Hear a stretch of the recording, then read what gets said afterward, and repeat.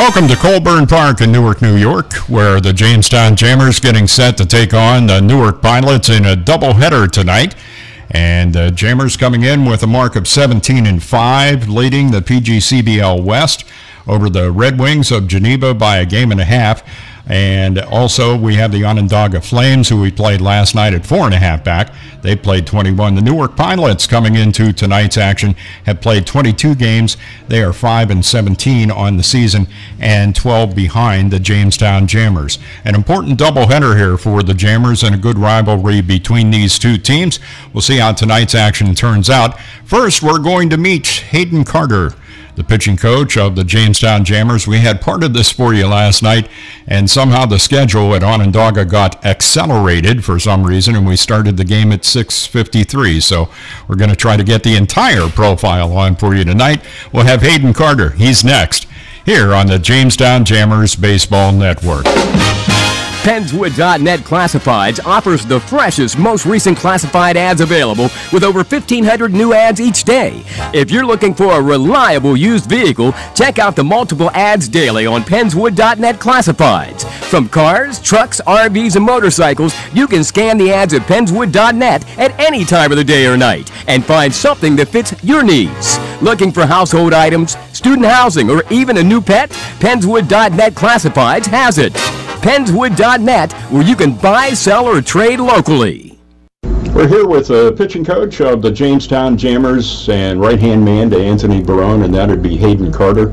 Hayden, welcome back. It's good to see you back this year. I know you really helped the pitching staff out last year and had a lot to do with that. But before we get into all of that, talk about your time at Cal State Bakersfield. That's an impressive career that you had there. Yeah, I mean, it was all capped off with a regional appearance after my senior year. I wouldn't trade it for the world. It was a great experience. I loved everything about my time at Bakersfield. It's where I met Coach Barone, met a lot of the teammates that I still keep up with on a daily basis. But yeah, we got to play at a lot of cool places.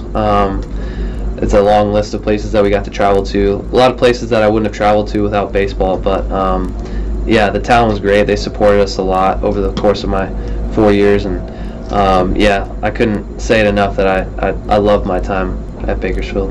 Now, I understand that Cal State Bakersfield wasn't your first choice. No.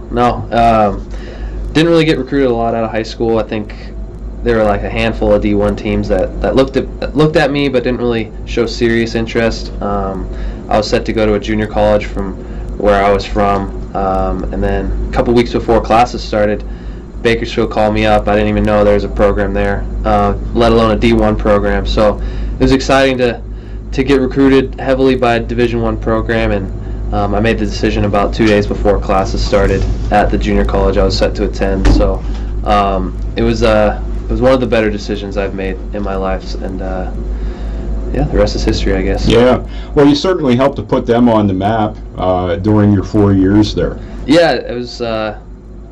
I mean, I don't like to brag, but it was fun just to get the school's first Division I NCAA tournament win.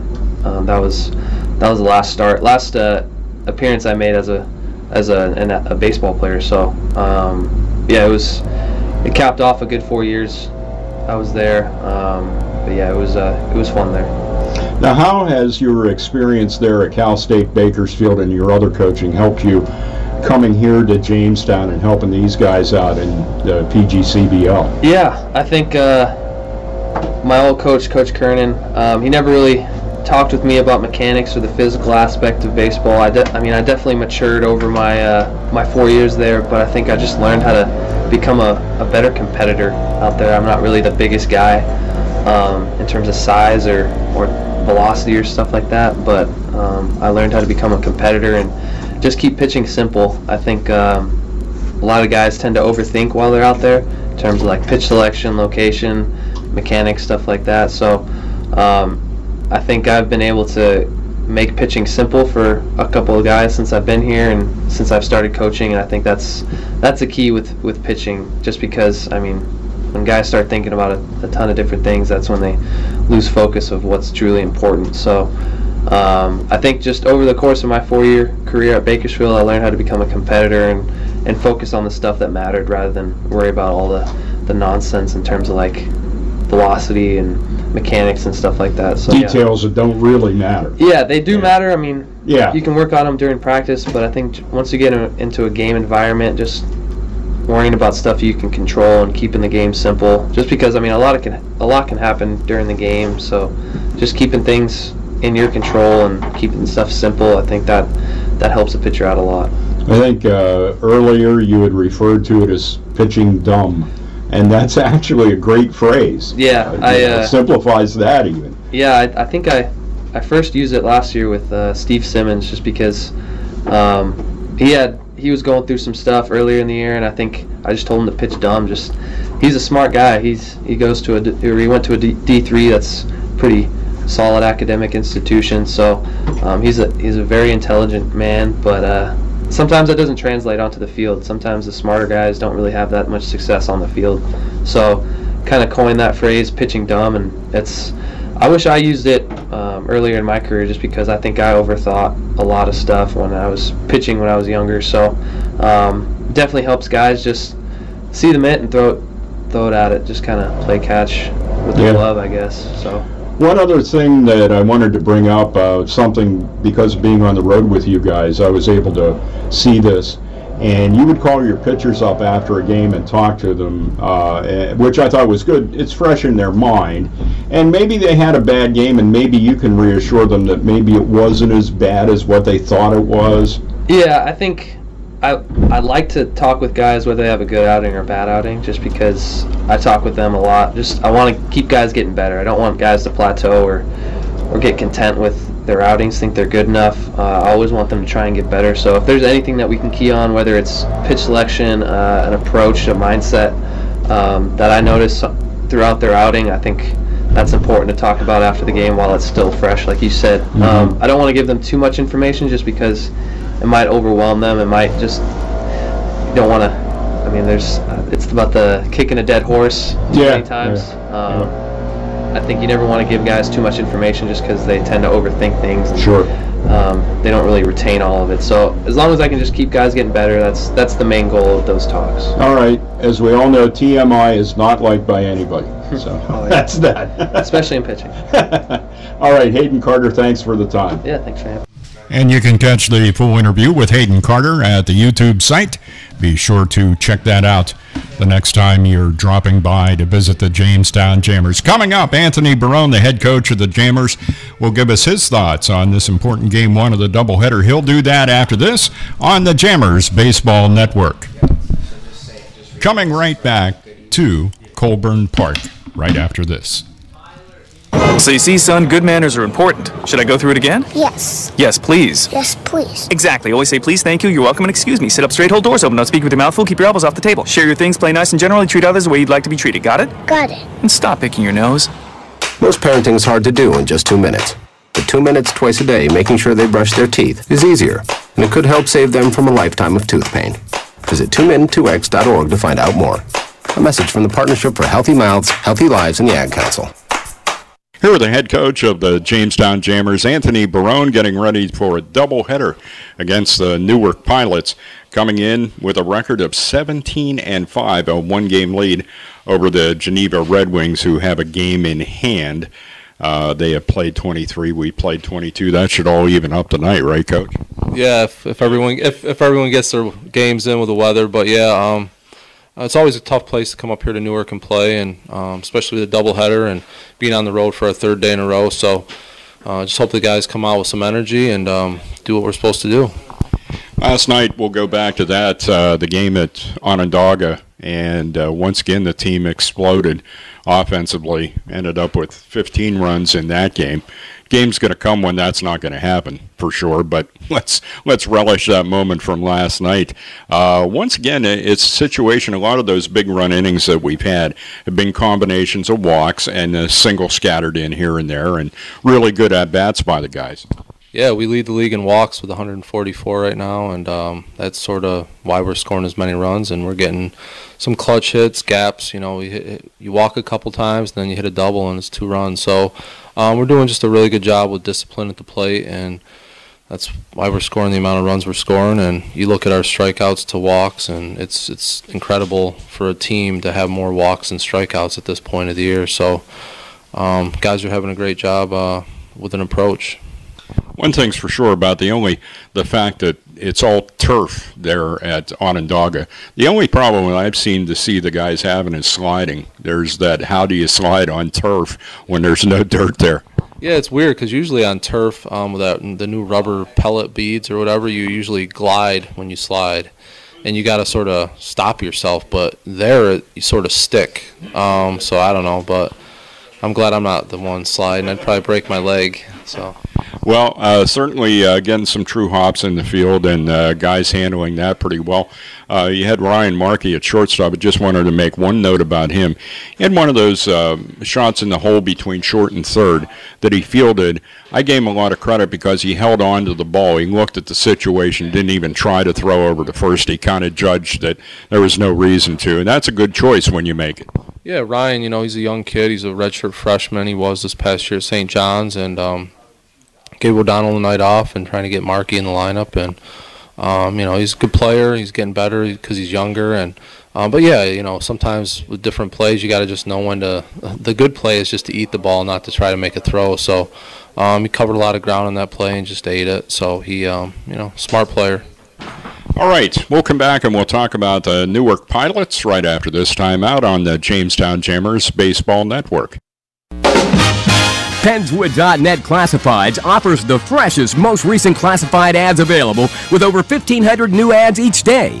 If you're looking for a reliable used vehicle, check out the multiple ads daily on Pennswood.net Classifieds. From cars, trucks, RVs, and motorcycles, you can scan the ads at Pennswood.net at any time of the day or night and find something that fits your needs. Looking for household items, student housing, or even a new pet? Pennswood.net Classifieds has it. Pennswood.net, where you can buy, sell, or trade locally.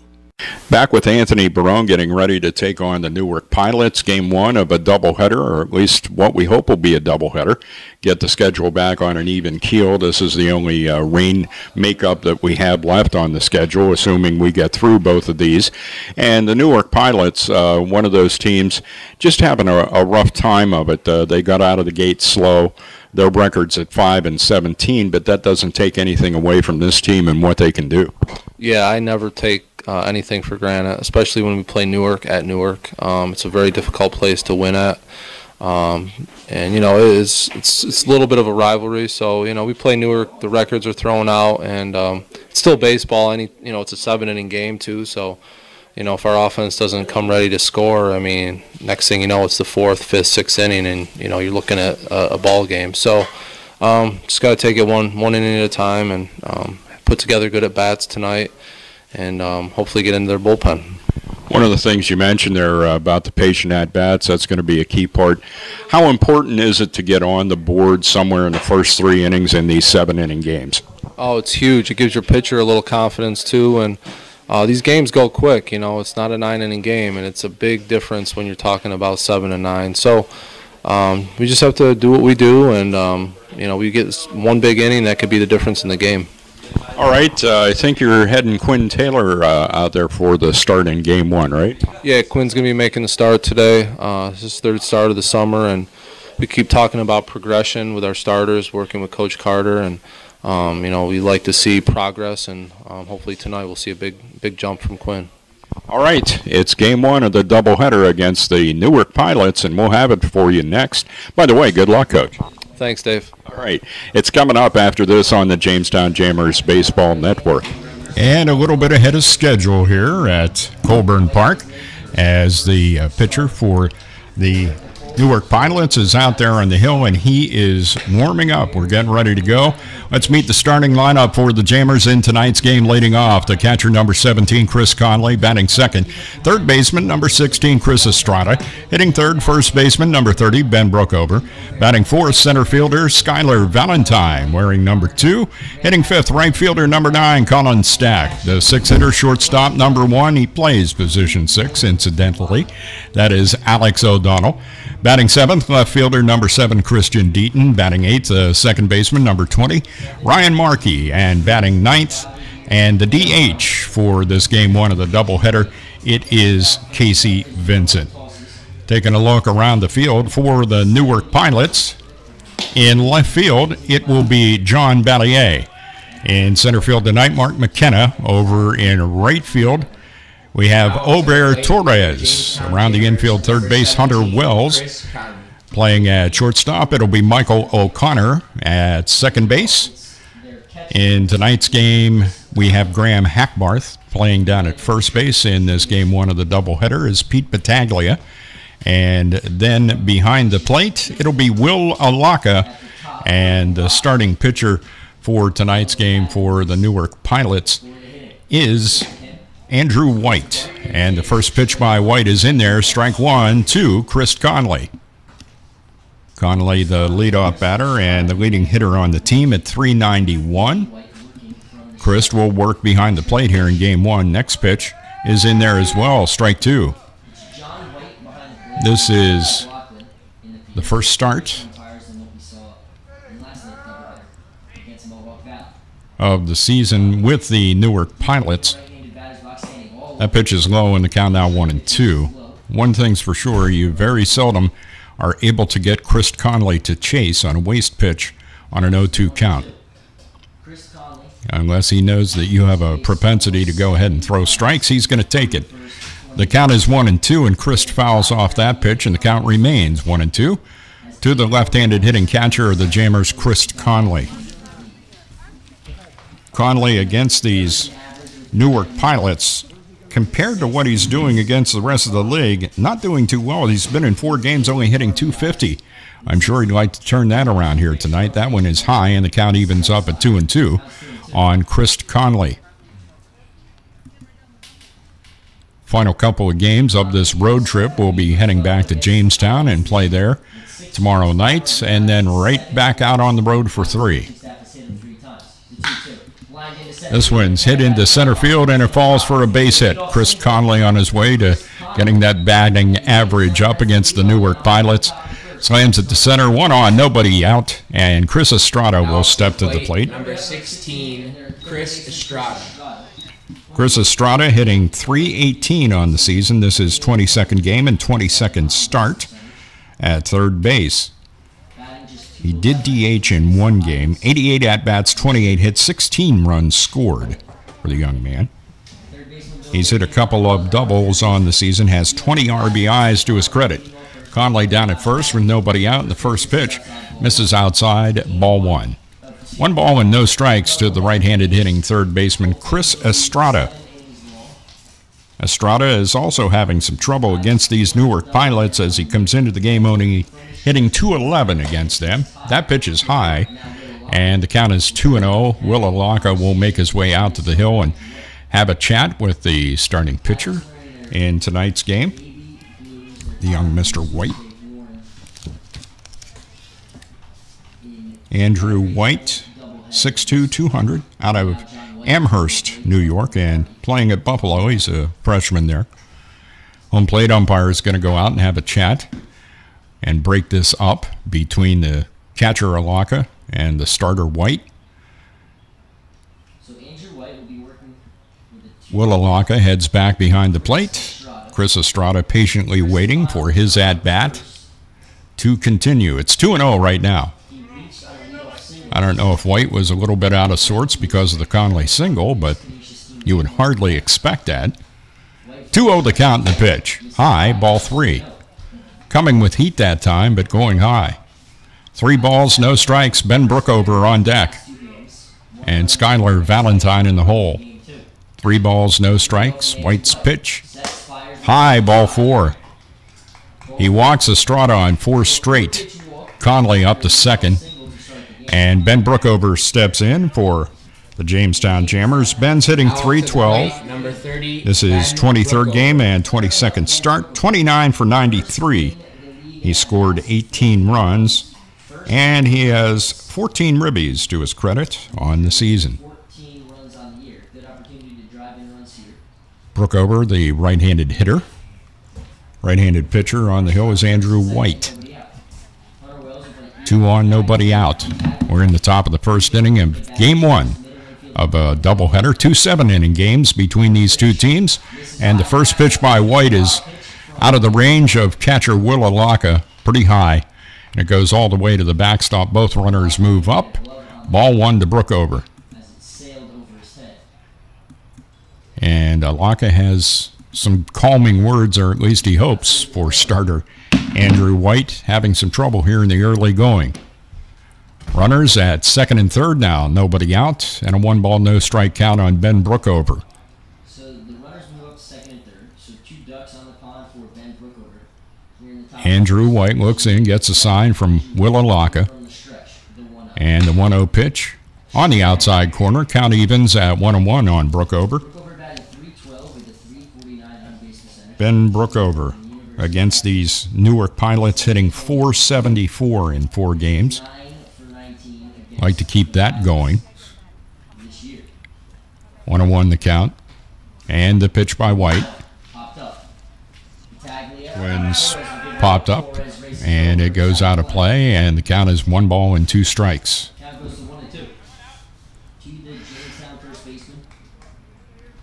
There was a question at one point whether we could get this in today because of rain that was in the area. A lot of showers going right along the lakeshore. But just a couple of drips since we came here, no problems. Field's in good shape. 1 ball, 2 strikes. Andrew White delivers the 1-2 high. Count evens at 2 now on Brookover.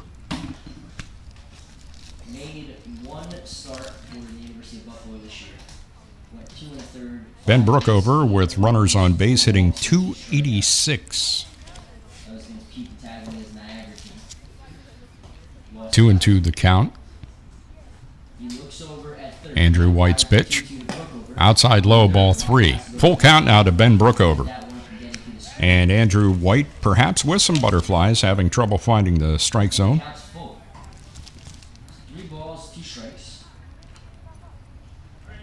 Jamestown Jammer Ben Brookover on the road is doing well, hitting .327 while we're out on the road. Most of the Jammers, not much difference between home and road. Line drive toward the center fielder. It gets down. 1 run is in to score. That's Conley. And everybody kind of held up out there between Estrada and Conley to make sure that was going to fall in. It did. RBI single to center for Ben Brookover, and the Jammers are out to a 1-0 lead. As you just heard Anthony Barone say, a big deal in these 7-inning games.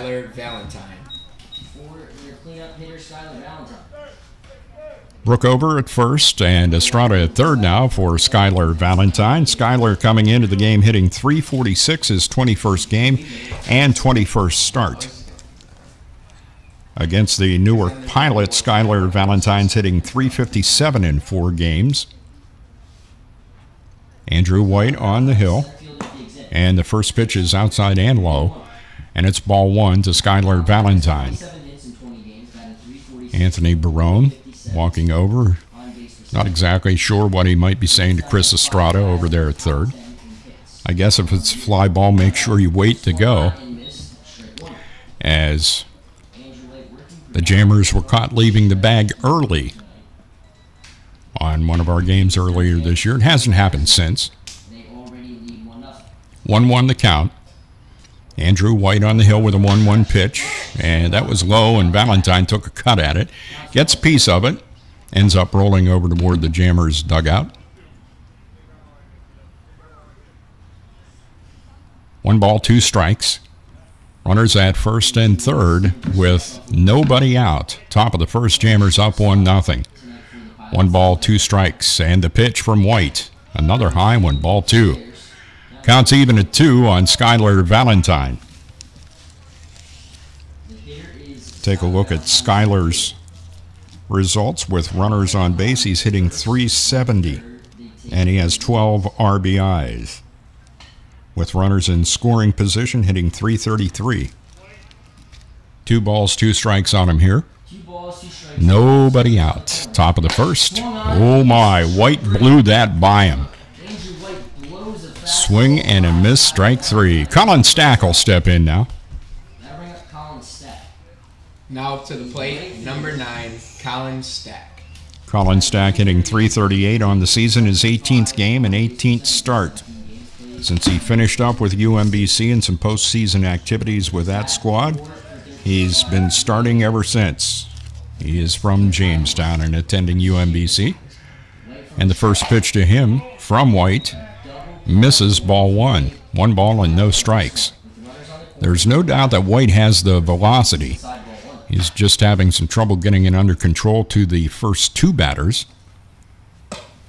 That one's high up around the nose of Colin Stack. 2 balls, no strikes. 2 hits so far for the Jammers in the inning. Conley and Brookover. Estrada walked. He's down at third. Brookover at first. The pitch. Catches that outside corner. The PGCBL favorite. Outside corner strike. 2 balls and 1 strike. 1 out. Valentine struck out. Andrew White, the righty on the hill with a 2-1 pitch. That one's low. Nice try by Alaka to try pull it back up in the strike zone, but he was unsuccessful. The ump wasn't buying what he was selling. The count at 3-1. White has a look in, and the pitch to Alaka is in there. Right down the pipe, taken by Stack, strike 2. Counts full. Again, another full count for Andrew White, who's already thrown 25 pitches in this inning. 11 strikes, 14 balls. This one is hit toward right field. And the right fielder makes the catch. Here comes Estrada, the throw in. Estrada slides, he's safe. So it'll go as a sac fly for Colin Stack. And the RBI as well. Jammers up 2-0 here in the top half of the first. Now to the plate, number 1, Alex O'Donnell. Alex O'Donnell will step to the plate now. Brookover still down at first. 2 out, though. And OD on the season, hitting .173. He'll have a new infield mate tonight with Ryan Markey playing second base. 2 out, 1 on, and the pitch. Outside low, ball 1. A lot of first pitch balls. And Andrew now facing the 6th batter in the Jammers lineup. 1-0 the count, and the pitch. Right across that outside corner. Count evens at 1-1.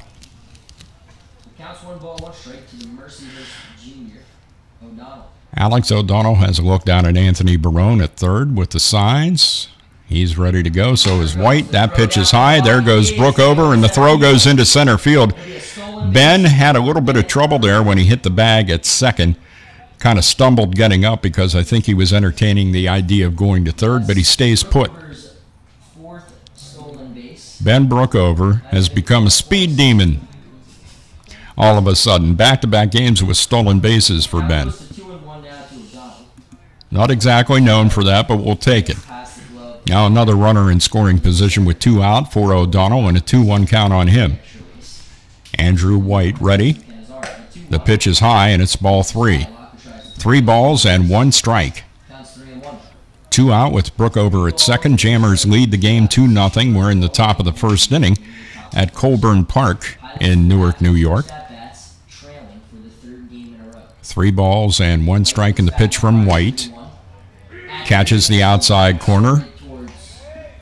Alex O'Donnell started to show some displeasure, but he kind of knows that one's going to get called here. As I say, that's the PGCBL favorite. 3 balls, 2 strikes, and the pitch from White. Grounder right up the middle and past the second baseman into center field. Ben Brookover is going to come in to score. Alex O'Donnell with the RBI single with 2 out. Little 2-out lightning again for the Jammers here tonight. Jammers 3 and Newark nothing.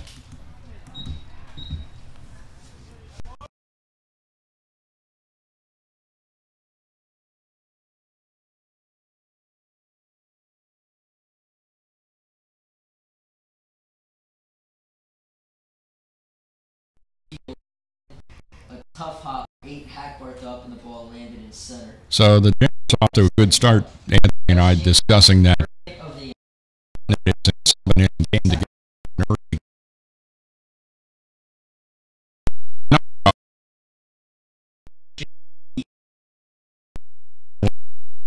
fielder, Christian, having a little trouble with the plate, is hitting 167. Is 5 for 30, batting 167 Eaton has not played against. No, he has. on the year.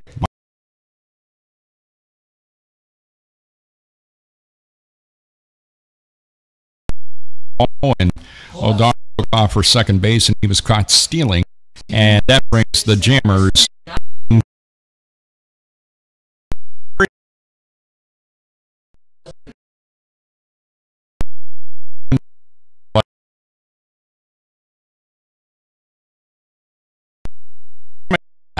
more for you next here on the Jamestown Jammers Baseball Network.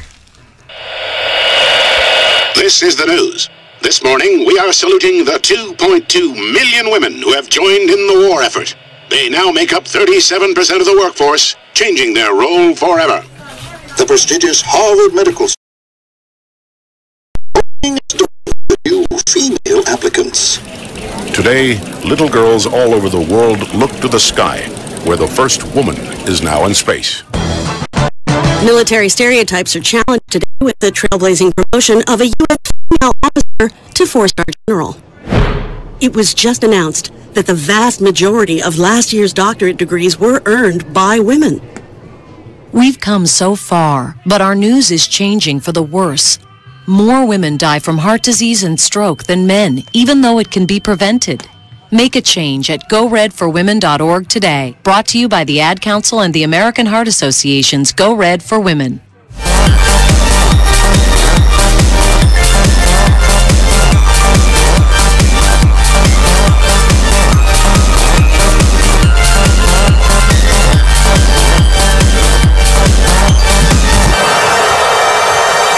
Quinn Taylor getting the ball from Anthony Barone to start tonight's game, and Quinn is starting his third game for Anthony Barone. He's appeared and now his fourth. This is third start, 10 and a third so far. Has given up 7 hits, 5 runs, only 4 of those earned. Walked 8, struck out 5. The important thing is opponents just averaging 200 with Quinn Taylor on the hill for the Jamestown Jammers. The lineup he'll face: waiting off third baseman number 2, Hunter Wells. Batting second, the left fielder number 13, John Ballier. Hitting third, the catcher number 27, Will Alaka. Hitting fourth, it is the first baseman, and he's wearing number 78 tonight, Pete Battaglia.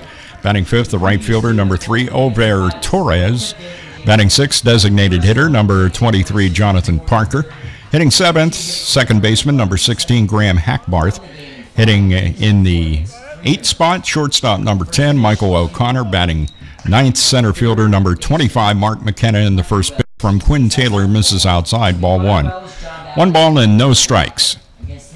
Next pitch, ground ball towards second baseman Ryan Markey.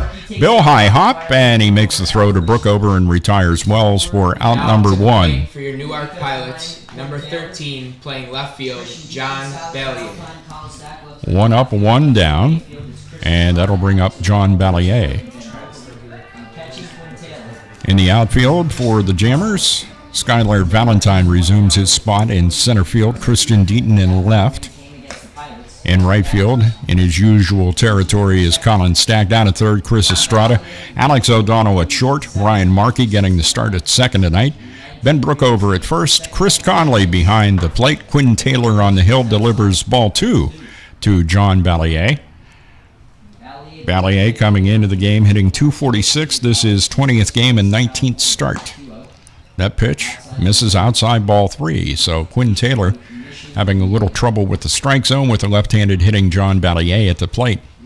Quinn, of course, the right-handed pitcher in the 3-0. Does get it right down the pipe, and the count now at 3 balls and 1 strike. Some brightening skies off to the west here. This one has popped up, and it could be playable. Nope, way out of play. My mistake. The way Estrada took off after that, I thought maybe he's got a shot at it, but Chris quickly realized that that was all for naught, and he immediately pulled back. He's well off the line at third, by the way. Bit of a shift on by the Jammers. A swing and a miss, strike 3. So after falling behind to Ballier 3-0, he comes back and gets him. Strikeout swinging. Playing catcher, Will Alaka. Will Alaka steps to the plate. Will is hitting .246, his 17th game and 17th start for the Pilots. Alaka, 14 for 57. He scored 8 runs, hit a couple of doubles. He has 6 ribbies to his credit. First pitch is outside low, ball 1. 1 ball and no strikes to the right-handed hitting catcher, Will Alaka. Once again, doubleheader coming up tonight here from Colburn Park. Second pitch by Quinn Taylor to Will Alaka is right in there, strike 2, or make that strike 1, and the count evens up at 1-1. 2 out. Hunter Wells grounded out to Ryan Markey, and Ballier struck out. Alaka at the plate. The count 1-1. Jammers lead 3-0. The 1-1 pitch. Ground ball toward Alex O'Donnell. Alex scoops it up, makes the throw, and completes the out. 3 up, 3 down for the Pilots in their half of the first. No runs, hits, or errors, and nobody left on base. We've completed 1 at Colburn Park, and the score, Jammers 3, Pilots nothing. More after this on the Jammers Baseball Network. When Dad needed help getting around, I became his driver. Soon enough, it was up to me to be his housekeeper and financial manager, too. When he moved in, I became his cook and even his nurse. But no matter what roles I play, I know I'm still his daughter. We understand the roles you play. So to help, we created aarp.org/caregiving, where you can connect with experts and other caregivers. Visit aarp.org/caregiving. Brought to you by AARP and the Ad Council.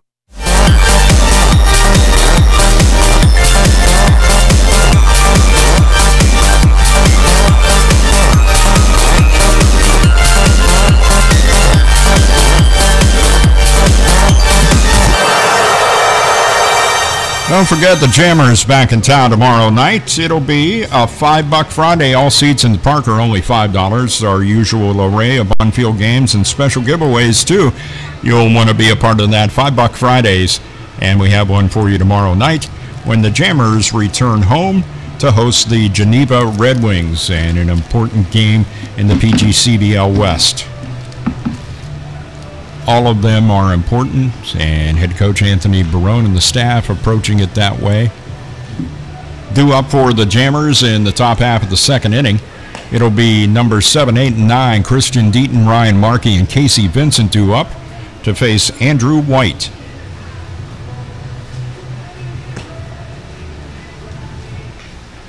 Jammers, once again, one of those effective innings. 3 runs on 3 hits back there in the first. Number 7, playing left field, Christian Deaton. Christian Deaton gets his first look at Andrew White in tonight's first game of the doubleheader. Christian, as we had mentioned there, when he was at the plate when O'Donnell was thrown out trying to steal, is hitting a $167, but doing much better against Newark. He's hitting .400 against the Pilots. First pitch to him is ball 1. 1 ball and no strikes. As a leadoff hitter in an inning, Christian Deaton is hitting .200. That pitch is a dandy. Some speed from White right down the middle, and the count evens up at 1-1. Christian Deaton, left-handed hitter. And although that average is low, his on-base percentage is really up there. At .490, his OPS at .657. Next pitch to him, a ball, and the count now 2-1. He's been having, as we refer to it, a patient at-bat just about every time at the plate anymore. 2-1 the count and the pitch, high outside, ball 3, 3-1. Put Deaton on, you put some speed out there, so I'm sure something that Andrew White would like to avoid as the Jammers are up in inning number 2. 3-1 pitch is low, ball 4. Deaton draws a leadoff walk, and you know what they say about leadoff walks. See if the Jammers can make that come true. Number 20, playing second base, Ryan Markey. Brings up second baseman Ryan Markey. Ryan started at short last night, getting the start at second tonight. Ryan coming into the season hitting .190 into this game, that is. This will be his 10th game and 8th start. 4 for 21. He scored 9 runs, and the first pitch to him is strike 1 called. No balls and 1 strike. Deaton down at first. See if Anthony Barone continues to play some small ball. 0-1 pitch. Right on the outside corner with some heat. And the count is now 0-2. It seems as though White likes to go to that fastball as often as he can. 0-2 pitch on its way. That one's outside in the dirt, bounces off the chest protector of Alaka, and Christian Deaton stays put at first. Count now 1-2 to Ryan Markey. Jamers lead this by a score of 3-0. Top of the second inning. 2 7-inning games coming your way from Colburn Park. 1 ball, 2 strikes. The pitch by White. Swing and a miss, some high heat. Ryan Markey could not lay off, and he is out number 1. And that'll bring up designated hitter Casey Vincent. DH, Casey Vincent. Vincent hitting .308 on the season. His 11th game and 9th start for Anthony Barone. 8 for 26, 5 runs scored, a couple of RBIs. And the first pitch to him, the heat from White, and Casey takes strike 1. Casey, of course, at St. Bonaventure, a starting pitcher there, as it worked out for him over the past season. Has appeared for us out of the pen, and he hits that one, tomahawk shot, right at the shortstop, Michael O'Connor, and he makes the catch, and that's out number 2. Soft liner to short, retires Casey Vincent for the second out of the inning, and it runs us back around to the top of the order, and Chris Conley at the plate for a second time. Number 17 at catcher, Chris Conley. Conley steps up. He singled to center field and made his way around to third and came in to score.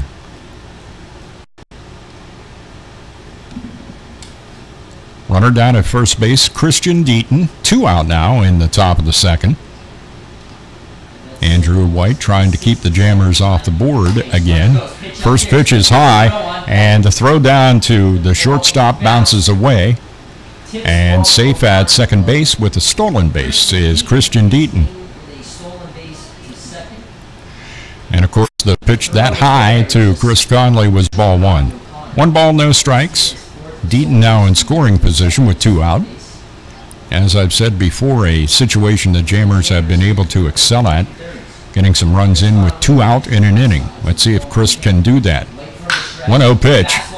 Good contact. It's into left center field. It gets down. Coming around to score, it's Christian Deaton. They've done it again and brought one in with 2 out in the inning.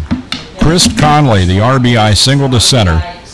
And it's Jammers 4, Pilots nothing. Now to the plate, number 16, Chris Estrada at third base. Third baseman Chris Estrada steps to the plate. He walked and scored back in the first inning on a sacrifice fly off the bat of Colin Stack. 2 out, runner at first in Conley, in the first pitch on the outside corner by White, taken by Estrada. That is strike 1. No balls, 1 strike, 2 out, Conley at first, and the 0-1 pitch, checking his swing but getting a piece of it and fouling it back as Estrada to fall behind now. No balls and 2 strikes. Ben Brookover is on deck. Should Estrada be able to keep the inning going?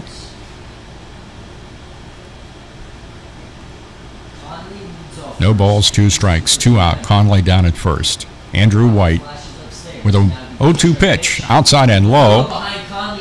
Snap throw down to first base, and Conley dives back in safely.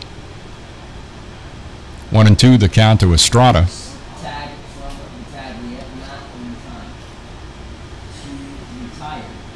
4 runs on 4 hits for the Jammers so far in the ball game. Top of the second. This pitch is fouled off down the right field line, out of play, and the count remains 1-2 to Chris Estrada. Of course, one of the things these patient at-bats do is run up the pitch counts for the opposition. Andrew White stands at 50 pitches, and we're in the second inning. 25 strikes, 25 balls. 1-2 the count to Estrada here. And the 1-2 pitch. High, ball 2. Counts even. Jammers coming into tonight, incorrectly mentioned in the pregame show there with the coach. It's actually a 1.5 lead over the Geneva Red Wings, and we'll see them tomorrow night at Russell E. Dietrich Jr. Park. That one's outside low, and the count is full now, 3-2 to Estrada. As once again, a good patient at-bat by one of the Jammers. This is a 6-pitch at-bat at the moment, and Andrew White about to throw the 7th pitch. And Chris Estrada waits on an off-speed delivery and gets a hold of it, but pulls it foul. Right near Anthony Barone, the bullpen accosts the ball and saves it on our side of the field. A new BP ball, perhaps. Ryan Baker responsible for thieving that one. That one catches outside corner. Estrada thought it was too far outside. As I say, the PGCBL favorite, and it's called strike 3. That'll do it for the Jammers in their half of the second. Another run across, though, on one hit. There was one runner left on base. No errors for the Pilots. We have now completed 1.5 in the score. Jammers 4, Pilots nothing. Back with more after this on the Jamestown Jammers Baseball Network. Today, you hit the snooze bar. You checked your email. You checked your fantasy football team. An insulting trade offer. You ate your lunch. You did all the things that one normally does the day before a 175-mile-per-hour hurricane blows through your city, leaving it in a state of ruin. You never know when the day before is the day before. Prepare for tomorrow at ready.gov/today. Brought to you by FEMA and the Ad Council.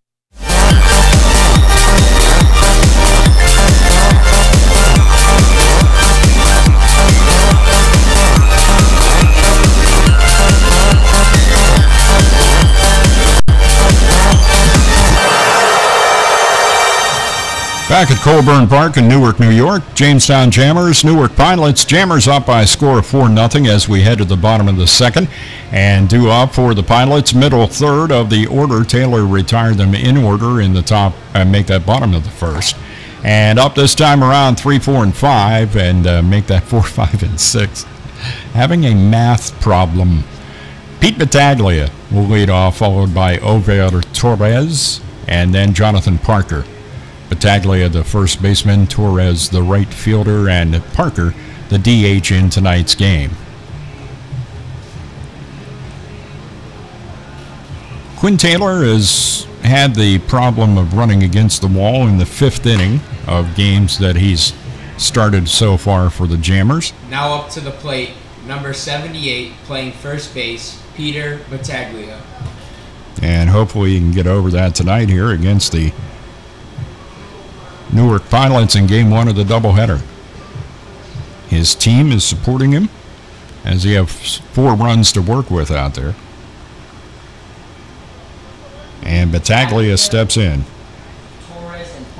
First pitch to him. Lofted in the air toward right field. First pitch was lofted into right. And Stack can't get it. Battaglia is on his way to second. He rounds that. It looks like he's going to get 3, and Poole actually doesn't have to pull up. He can walk in standing. Leadoff triple for Pete Battaglia. And that'll bring up Over Torres. Now up to the plate, number 3, playing right field, Over Torres. That'll bring up Over Torres, the right fielder, after the leadoff triple from Battaglia. Battaglia at third, nobody out, and Torres steps to the plate. Torres on the season is hitting .271, his 15th game, 13th start. The first pitch by Taylor misses, and that is ball 1. 1-0 the count to the right-handed hitting right fielder, Over Torres.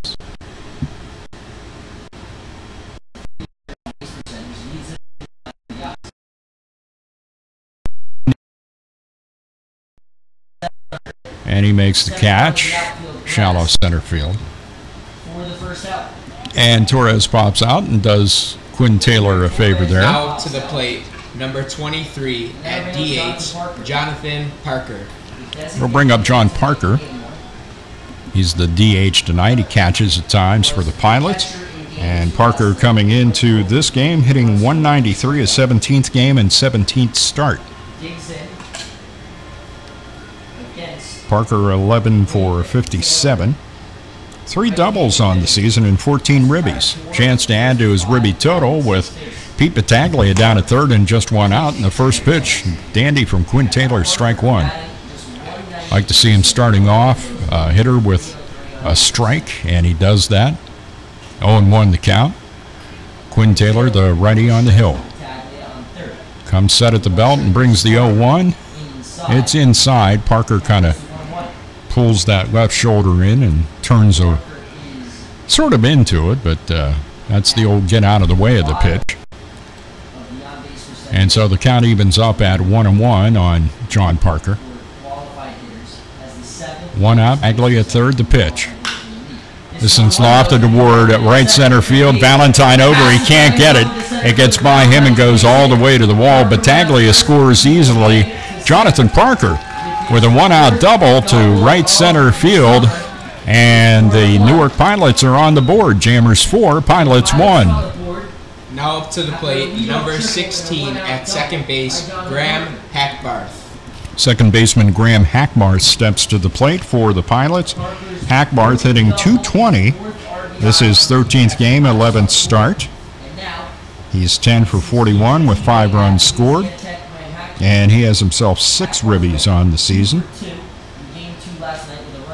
1 out. Now a runner at second in Parker and a run in. First pitch by Quinn. Weak grounder down the third baseline. Estrada charges, throws, and gets Graham Hackbarth down at first. 2 away, and that allows Jonathan Parker to move up to third, almost as effective as a bunt.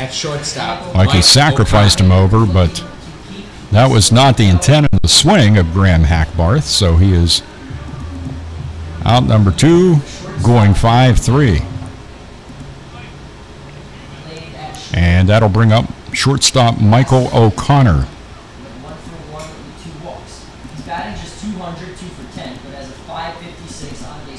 And the first pitch to him misses inside, ball 1. Michael O'Connor, right-handed hitter, facing the righty on the hill, Quinn Taylor.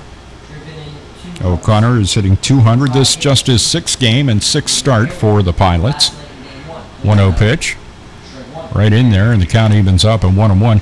Pilots are dressed in their North Carolina Tar Heels blue tops with pilots across the front in navy trimmed in white and white pants. Jammers in their road navy tops, white numbers trimmed in neon green. Next pitch by Taylor misses outside, and the count is 2 balls and 1 strike. 4 runs on 4 hits for the Jammers, run on 2 hits now for the Pilots. Bottom of the 2nd inning in game 1 of a doubleheader. 2 balls, 1 strike, and the pitch by Taylor is a little bit high and inside. The count goes to 3-1 now on Michael O'Connor. 2 out in the inning. Taylor trying to finish this one off. He'll be throwing pitch number 23 right now to Michael O'Connor with a runner at third in Parker. Pitch misses outside, a bit high, and it's ball 4. So Michael O'Connor draws the 2-out walk, and it brings up Mark McKenna. Playing center field, Mark McKenna. McKenna at the plate now for the Newark Pilots, and Mark McKenna on the season hitting .214, his 12th game and 12th starts. 9 for 42 to get to that .214, and he scored 4 runs. A double and 2 triples on the season. 5 ribbies for Mark McKenna.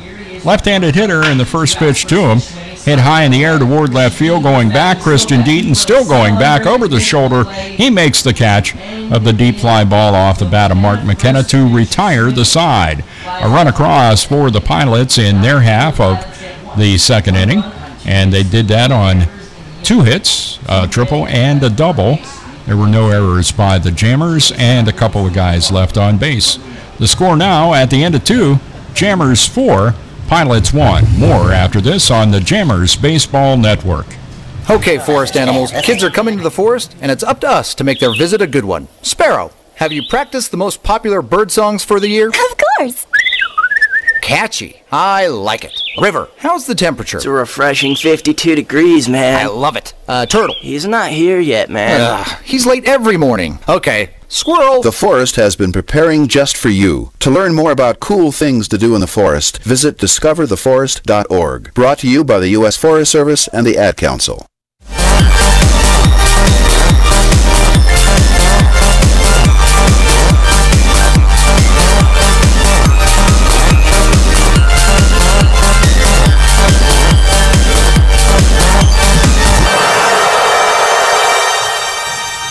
As we head to the top half of the third inning in Game 1 of the doubleheader between the Jammers and the Pilots, it'll be Ben Brookover, Skyler Valentine, and Colin Stack due up to face Andrew White.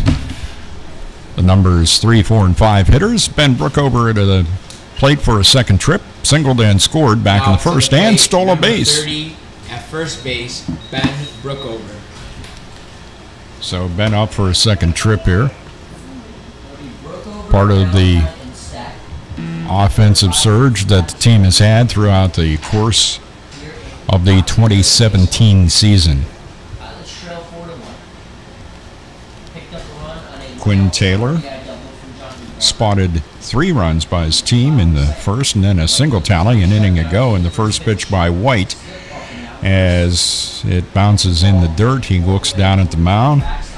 Didn't exactly have the best footing when he let go of it, and so it's ball 1 regardless of that issue that Andrew may be having. 1 ball, no strikes, and the next pitch high to Ben Brookover, ball 2. Brookover at the plate, and the guy on the hill, Andrew White, came into this inning having thrown 53 pitches. 2-0 the count here to Brookover. That's high ball 3. And so far White unable to find the strike zone here in the top of the third. His first start for the Newark Pilots. 3-0 the count. And Brookover dutifully takes strike 1, as you would expect. 3 balls and a strike now to the right-handed hitting first baseman of the Jammers, Ben Brookover. Ben stepping out, now back in, ready to face White. 3 balls, 1 strike in the pitch. Delayed strike call by the home plate umpire. Brookover had started down toward first and tossed his bat back toward the dugout. He'll have to come back. He gets his bat. He'll step back in with a full count on him. 3-2 the count as Ben settles in. And the pitch. Ground ball towards second baseman Graham Hackbarth. Hackbarth throws to Pete Battaglia and gets Ben Brookover for the first out of the third inning. That'll bring up Skyler Valentine. Now to the plate, number 2 playing center field, Skyler Valentine. Skyler was, well, he had to be somewhat impressed by the speed of the Andrew White pitch. I mean, he just flat out blew a fastball by him with a 2-2 count.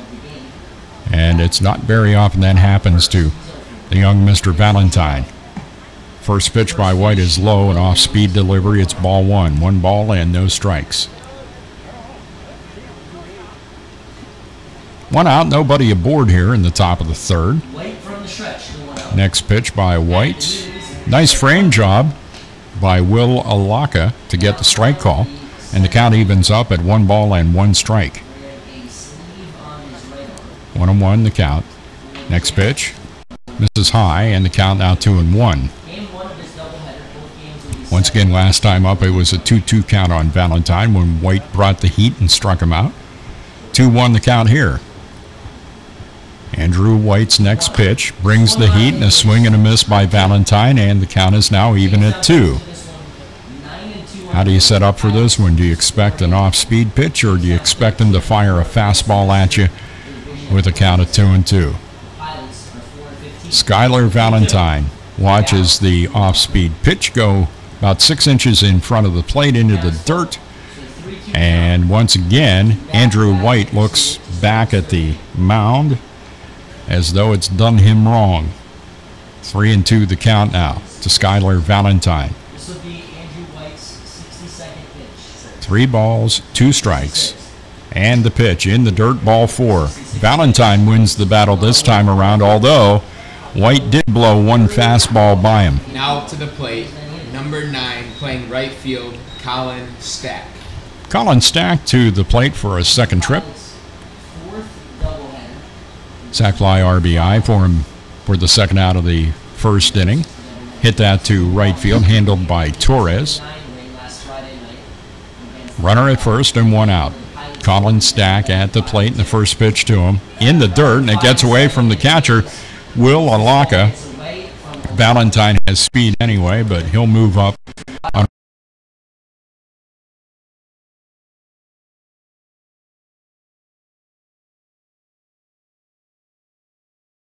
position for the Jammers. It's a 4-1.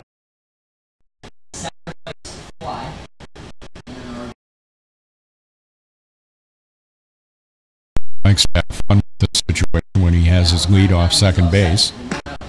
That one's on that outside corner, but he did not get the call. That's surprising. It's ball 2.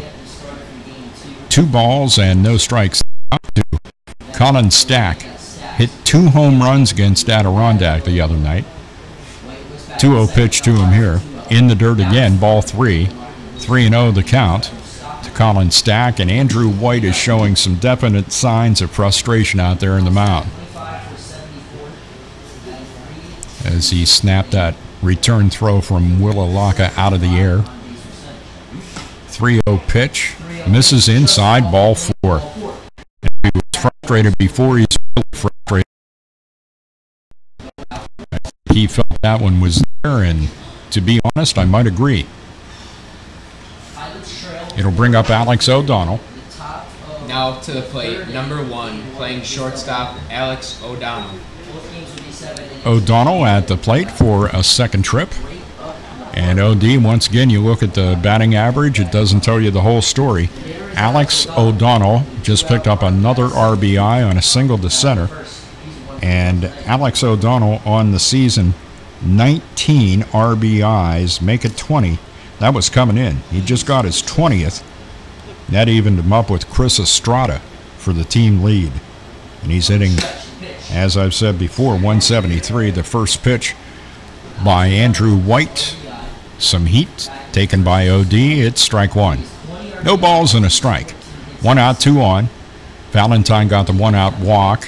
Moved up to second on a wild pitch. Still there. Check swing. Did he go around? No. So the count evens up at 1-1 now on O'Donnell. Stack also drew a walk. He's down at first. Colin Stack went on a stealing base frenzy last night at Onondaga. Valentine stands in front of him, so he's not going to get to do that here.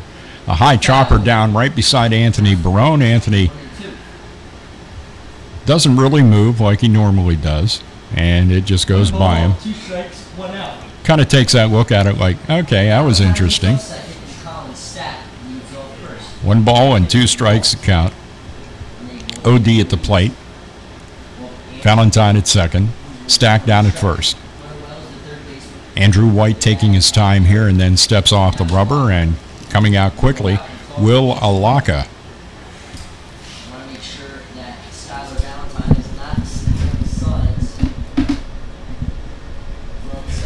No activity in the Pilots' pen to this point, as there may be concern about the pitch count so far for Andrew White, as unofficially I have White now at 72. 33 strikes, 39 balls. Here comes pitch number 73. In the dirt, gets away from Alaka. Both runners move up.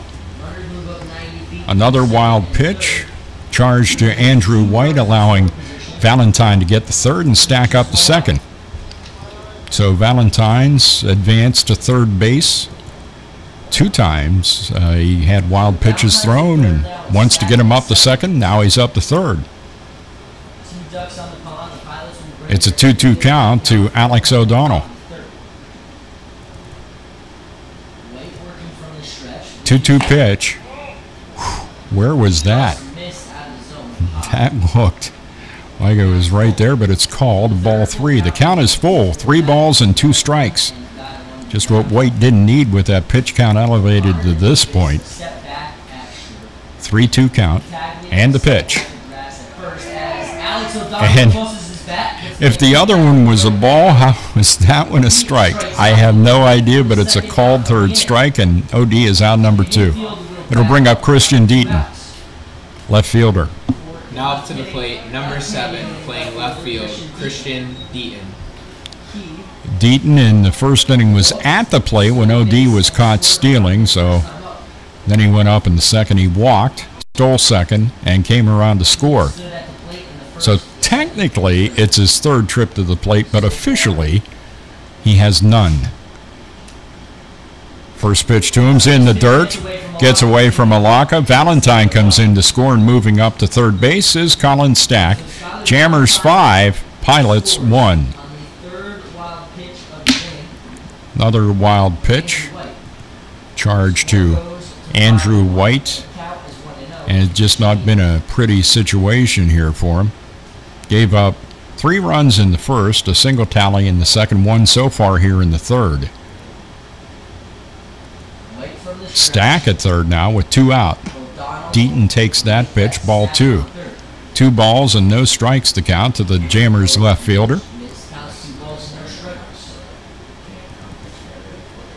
Tough sledding in the first start for Andrew White for the Pilots. That one was just a little bit above the belt of Christian Deaton, and it's called ball 3. Count is 3-0 to Christian Deaton. Ryan Markey is on deck. 3-0 pitch. Courtesy call, strike 1. 3 balls and 1 strike. 2 out, Stack at third. A run in for the Jammers here in the third. 5-1 the Jammers lead. That one had Christian Deaton kind of backing away from it, but it caught the inside corner to the left-handed hitting left fielder, and the count now is full at 3 balls and 2 strikes.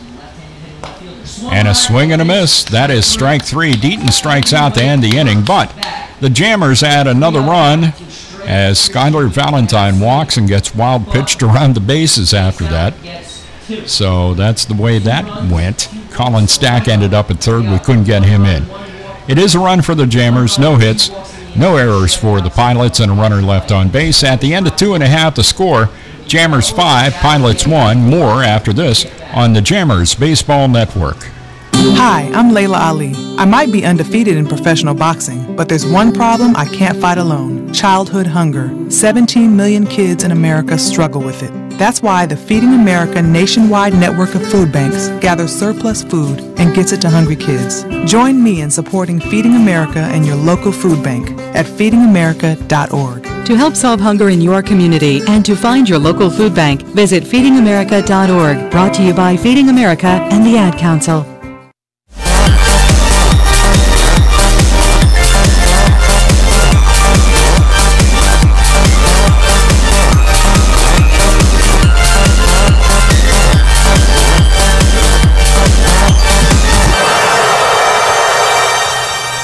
Well, as if it isn't humid enough normally here in Newark, it's even more humid tonight after some rain around the area. Of course, a lot of humidity around the area. The Erie Canal just beyond the outfield fences.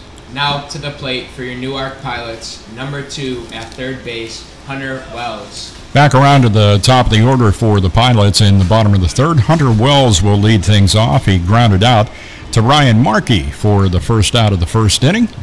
Steps in for a second look at Quinn Taylor here in the bottom of the third. Quinn Taylor coming set at the belt, and the first pitch of this inning is just outside, ball 1, 1-0. 1 ball and no strikes.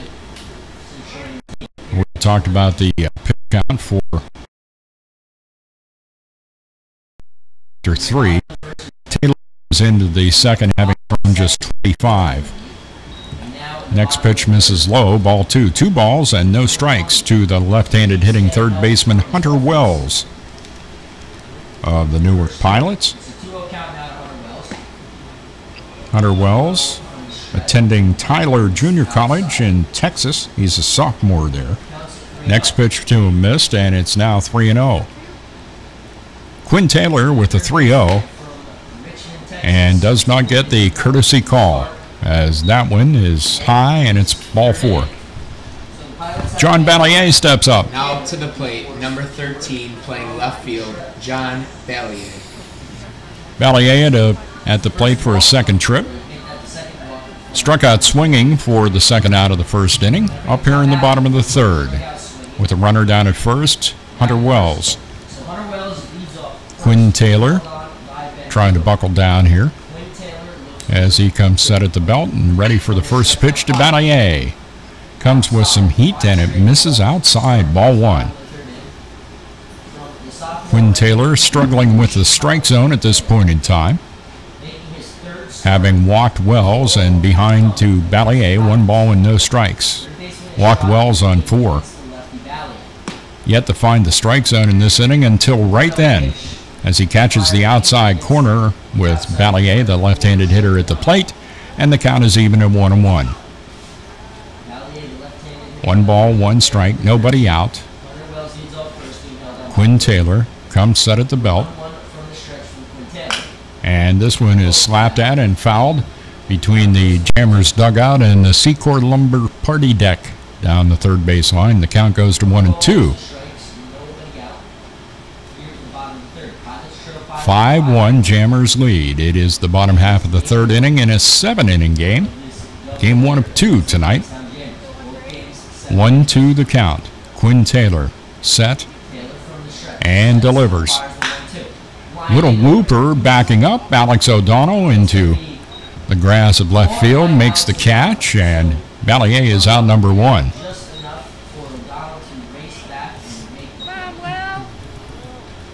Now to the plate, number 27, at catcher, Will Alaka. Will Alaka will step to the plate for his second trip. He grounded out to OD. Alex O'Donnell, final out of the first inning. Up here in the bottom of the third, runner at first in Hunter Wells and 1 out. Quinn Taylor on the mound. A little bit of a courtesy toss over to first, and Wells is back safely. Jammers have a couple of pitchers that make some pretty good tosses over to first base. It's out of play, and it's strike 1 to Will Alaka, right-handed hitting catcher for the Newark Pilots. Will Alaka from Richmond, Virginia, and he is a Cavalier freshman there. 0-1 the count to him. Quinn Taylor with the 0-1, high, and the count is even at 1-1. Quinn Taylor attending Felician, and Quinn from Marlton, New Jersey, sophomore at Felician. 1-1 the count. Will Alaka at the plate, 1 out, and the pitch. Off-speed delivery inside high, in the count now 2-1. Jammers home tomorrow night against Geneva, and then back out on the road to Mohawk Valley, Saugerties, and Oneonta, as we get that last Big Eastern swing out of the way for this season. That pitch is outside, and the throw down to second by Conley hops over Ryan Markey and into center field. Stolen base for Hunter Wells. Coming in to clean up the mess was Skylar Valentine, and Wells stays put at second base. 3-1 the count.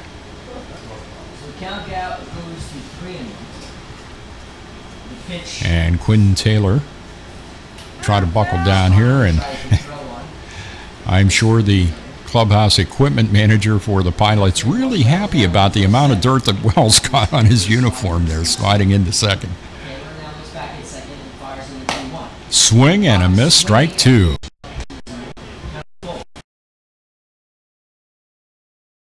Against Alaka. Will Alaka, right-handed hitter. Right-handed pitcher on the hill, Quinn Taylor. One out, runner at second, and Hunter Wells. Taylor looks back. He's going to come to the plate. The payoff pitch, fouled off. Out of play down the first base line, and the count remains full at 3-2 on Will Alaka. Don't forget about the Kids Club Sunday.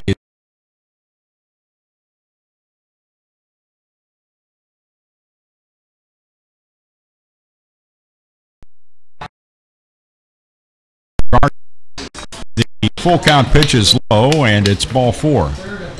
So a walk put Wells on first. He stole second. Now Alaka is walked. He's down at first. So Pete Battaglia steps up. He had a triple to start off the second inning, and he did come around for the lone Newark Pilots run. Conley out to talk to Quinn Taylor. Home plate ump goes out to chase him, and Chris Conley was already on his way back to the plate. Don't forget, Sunday games at Russell E. Dietrich Jr. Park begin at 3:05. You can run the bases at the end of the game if you're a kid. I'm supposed to around the base. At the plate, Battaglia in the first pitch, a cut and a miss on the off-speed delivery from Quinn Taylor, strike 1. No balls and a strike to the Pilots' right-handed hitting first baseman Peter Battaglia.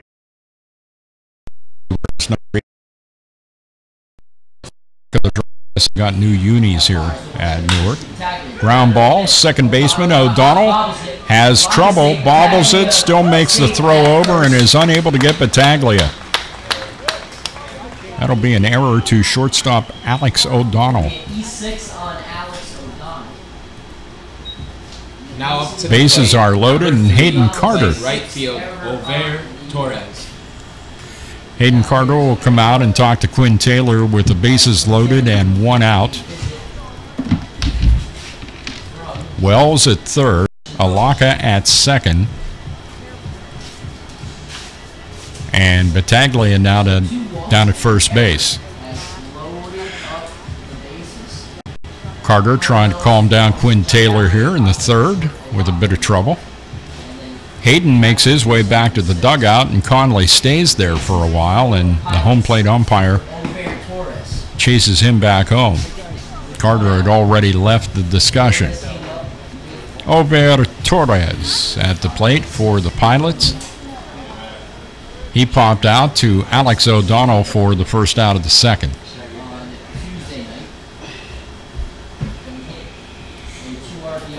Big situation for Taylor here. Jammers up by 4, leading 5-1. The first pitch is a swing and a miss by Torres on a ball in the dirt outside. Strike 1. Taylor had fooled him rather well right there. No balls and 1 strike. 5 runs, 4 hits, 1 error for the Jammers. 1-2-0 for the Pilots. Bottom of the third. 0-1 pitch. Swing and a miss, strike 2. More low outside off-speed stuff.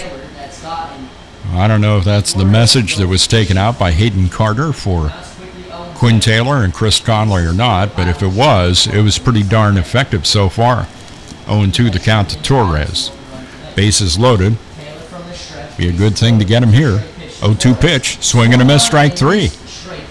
Put 3 pitches in the same spot, and Over Torres could not hold off. Now up to the plate, number 23 at DH, Jonathan Parker. The old good morning, good afternoon, good night for Torres. His first time up in the bottom of the second. And that'll bring up designated hitter Jonathan Parker. With the bases still loaded, but 2 out now, as Taylor tries to pitch out of the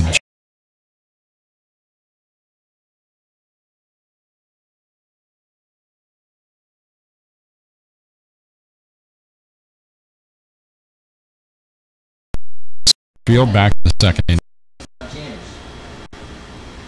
Battaglia had tripled and Parker doubled him in. 1 ball, no strikes, and the pitch, swing and a miss. Same pitch that he fooled Torres 3 times on in the previous at-bat. 1-1 the count with 2 out and the bases loaded. No runs across so far here in the third. Can Taylor wriggle out of this one? Bounces in the dirt, bounces away from Conley. Coming in from third to score is Will Alaka. Make that Hunter Wells. Alaka moves up to third, and moving up to second, Pete Battaglia. Another case of a wild pitch scoring a run. Runners at second and third, still 2 out, and a 2-ball, 1-strike count on John Parker.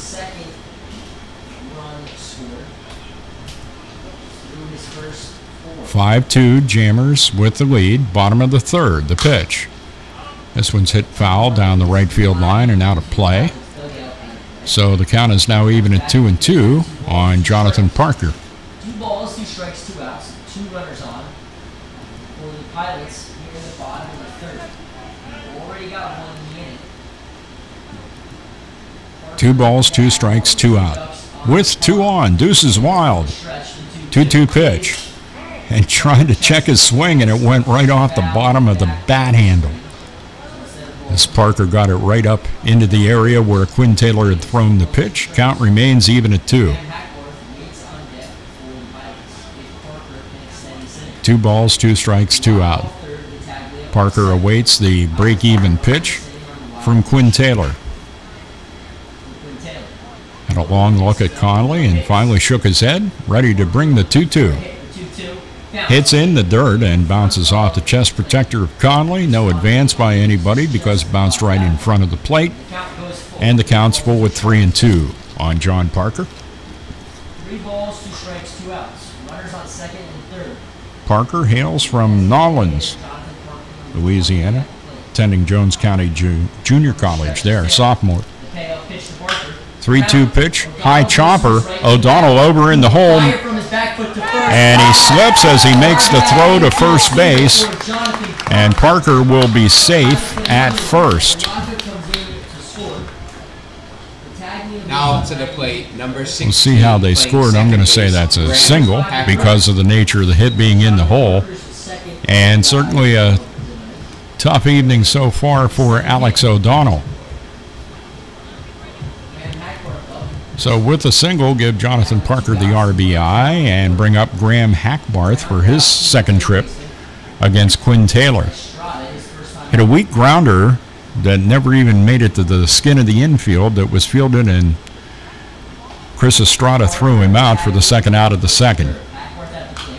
And he fouls back the first pitch to the home plate netting, and it's strike 1 to Graham Hackbarth. Parker down at first, Battaglia at third. 2 runs in the inning, and the Jammers' lead is cut to 5-3. 0-1 count.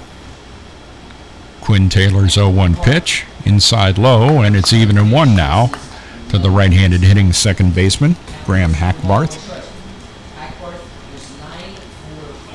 Hackbarth from Birmingham, Alabama, attending Pearl River Community College. 1-1 the count on him. And right-handed pitching Quinn Taylor throws that one high, ball 2. 2 balls and 1 strike to Graham Hackbarth. If Hackbarth keeps the inning going, Michael O'Connor would be up next. 2 balls, 1 strike. 2 out. And the pitch by Taylor.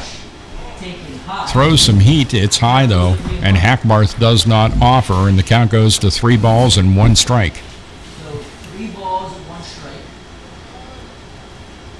More of that brightening in the western sky as we move along here at 6:10 in the evening.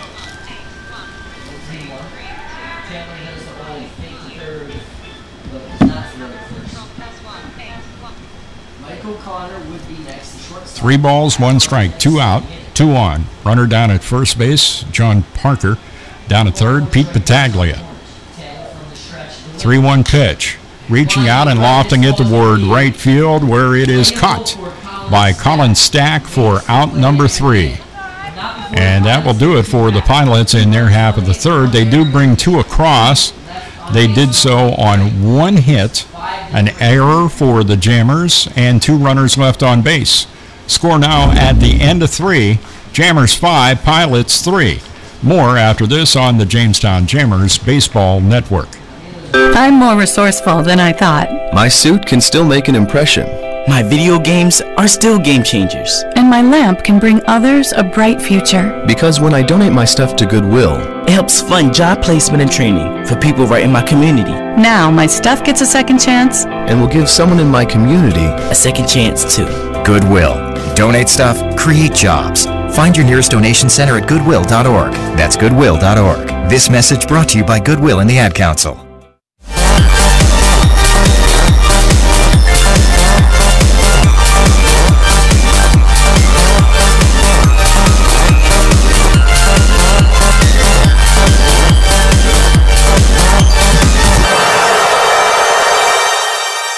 Back at Colburn Park in Newark, New York, Jammers and the Newark Pilots, and the Jammers hold a 5-3 edge in Game 1 of a 7-inning doubleheader, headed to the 4th inning of play. Jammers scored 3 in the top of the first, a single tally in each of the 2nd and 3rd innings. For their 5, Newark was blanked in the first, scored a single run in the 2nd, and 2 now in the 3rd. And it is a 5-3 game. Ryan Markey, the second baseman, leads off. Playing second base, Ryan Markey. Markey, a strikeout victim on a 1-2 pitch back in the 2nd inning, committing the first out of that inning, and he fouls back that pitch. Strike 1. No balls and a strike. Ryan had the start at shortstop at Onondaga last night, getting the start at second base tonight. No balls and 1 strike, the count to Ryan Markey. The next pitch is popped up and out of play. Strike 2. 0-2 the count to Ryan Markey. Andrew White getting the start for the Pilots. That was pitch 83. 39 strikes, 44 balls. The 0-2. This one's hit toward left center field. John Ballier going over and coming in a bit and makes the catch of the fly ball off the bat of Ryan Markey for out number 1. DH, Casey Vincent. That'll bring up Casey Vincent for the Jamestown Jammers. Pretty good shift on there by the Newark Pilots to handle that line drive off the bat of Markey. Great play by Ballier. 1 gone. Vincent at the plate. The first pitch to him. Knee high on the inside corner, strike 1. Vincent hit a line drive at the shortstop, Michael O'Connor, for the second out of the 2nd inning. His second look at Andrew White. And he wanted to check his swing, and he thought he did. The home plate umpire, that could have been regardless of whether he checked it or not, called it strike 2. No balls and 2 strikes, 1 out, nobody aboard in the top of the 4th. The pitch. That misses high and outside, and the count goes to 1 ball and 2 strikes. Casey Vincent from beautiful downtown Russell, PA. Attending St. Bonaventure, a freshman there. Cuts and misses at the 1-2 pitch. It popped out of the glove of the catcher, Will Alaka, and he tagged Vincent. And Casey Vincent said he foul-tipped it. The home plate umpire's not buying that, and he's out. Catcher Chris Conley. Number 2. It'll bring up Chris Conley, Jammers catchers, 2 for 2 tonight. Singled and scored back in the 1st inning, and he singled deep to left center in the 2nd.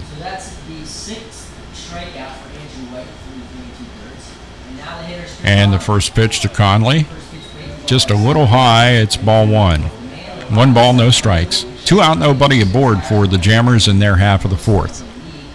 Leading the game by a score of 5-3. 1-0 pitch. Inside high, ball 2. As Conley lifted the elbows, and it almost went under his armpits. 2 balls, no strikes. Chris Conley, an expert at getting on, pops it up, though, this time. Shortstop Michael O'Connor has to drift back into center field. He was just standing there. He backed up from his shortstop position, eyeballed it, and as pop-ups generally do, they fade toward the outfield in that particular case, but he stayed with it, made the catch, and Jammers go 1-2-3 in their half of the fourth inning. No runs, hits, or errors, and nobody left. Score at the end of 3.5, Jammers 5 and the Pilots 3. More after this on the Jammers Baseball Network. Pennswood.net Classifieds offers the freshest, most recent classified ads available with over 1,500 new ads each day. If you're looking for a reliable used vehicle, check out the multiple ads daily on Pennswood.net Classifieds. From cars, trucks, RVs, and motorcycles, you can scan the ads at Pennswood.net at any time of the day or night and find something that fits your needs. Looking for household items, student housing, or even a new pet? Pennswood.net Classifieds has it. Pennswood.net, where you can buy, sell, or trade locally.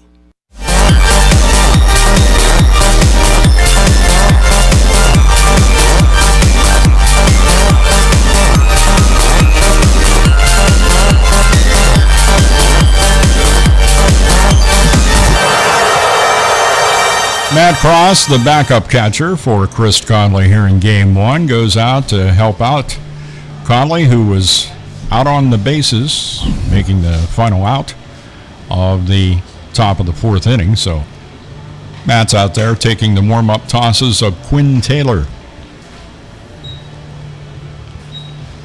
Conley comes out. I think he'll have one more from Quinn. And we do have activity in the Jammers bullpen.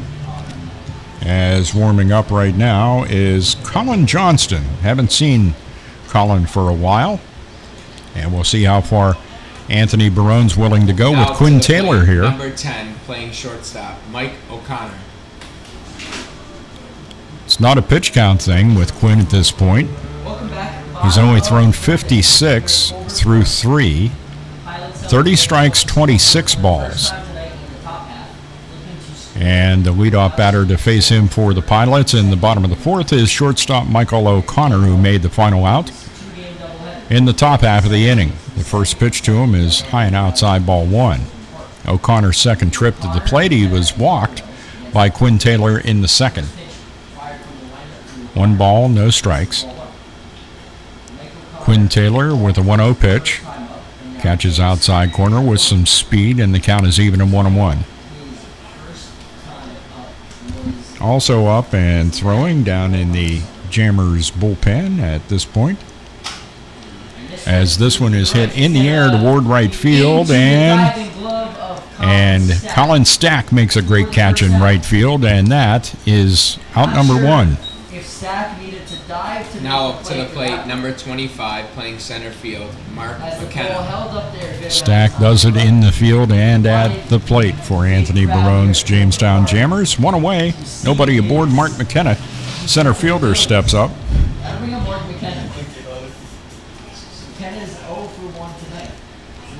More of those clouds lifting for some more brightness. Grounded right down the first baseline. Ben Brook over Fields and wins the race to the bag, retiring McKenna for out number 2. And Quinn Taylor appreciates the fact the Pilots helping him out here, swinging early. 2 at third base, Hunter Wells. So after a bunch of patient at-bats, suddenly the Pilots swinging away. Back around to the top of the order and Hunter Wells. Wells 0 for 1 in the night.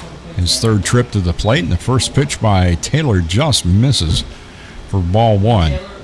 Wells grounded out to second baseman Ryan Markey for the first out in the first inning, then walked and scored in the third. Fouls that one over toward the Pilots' dugout, and the count is evened at 1. 1 ball, 1 strike, 2 out, nobody aboard. Bottom of the fourth, and a 5-3 Jammers lead. Quinn Taylor, the righty on the hill, with the windup here and the pitch. Ground ball, shortstop Alex O'Donnell up with it, throws and gets Hunter Wells for out number 3 here in the bottom of the fourth inning. For the Pilots, 3 up, 3 down, no runs, hits, or errors, and nobody left on base. Now with 4 in the books, the score, Jammers 5, Pilots 3. More after this on the Jammers Baseball Network. A boy born in Joplin, Missouri was fascinated by anything with wheels and a motor. The odds of him going on to fascinate millions with his talent, 1 in 260,000. The odds of him having 15 career NASCAR victories, 1 in 1.7 million. The odds of a child being diagnosed with autism, 1 in 68. I'm Jamie McMurray, and my niece has autism. Learn more at autismspeaks.org/signs. Brought to you by Autism Speaks and the Ad Council.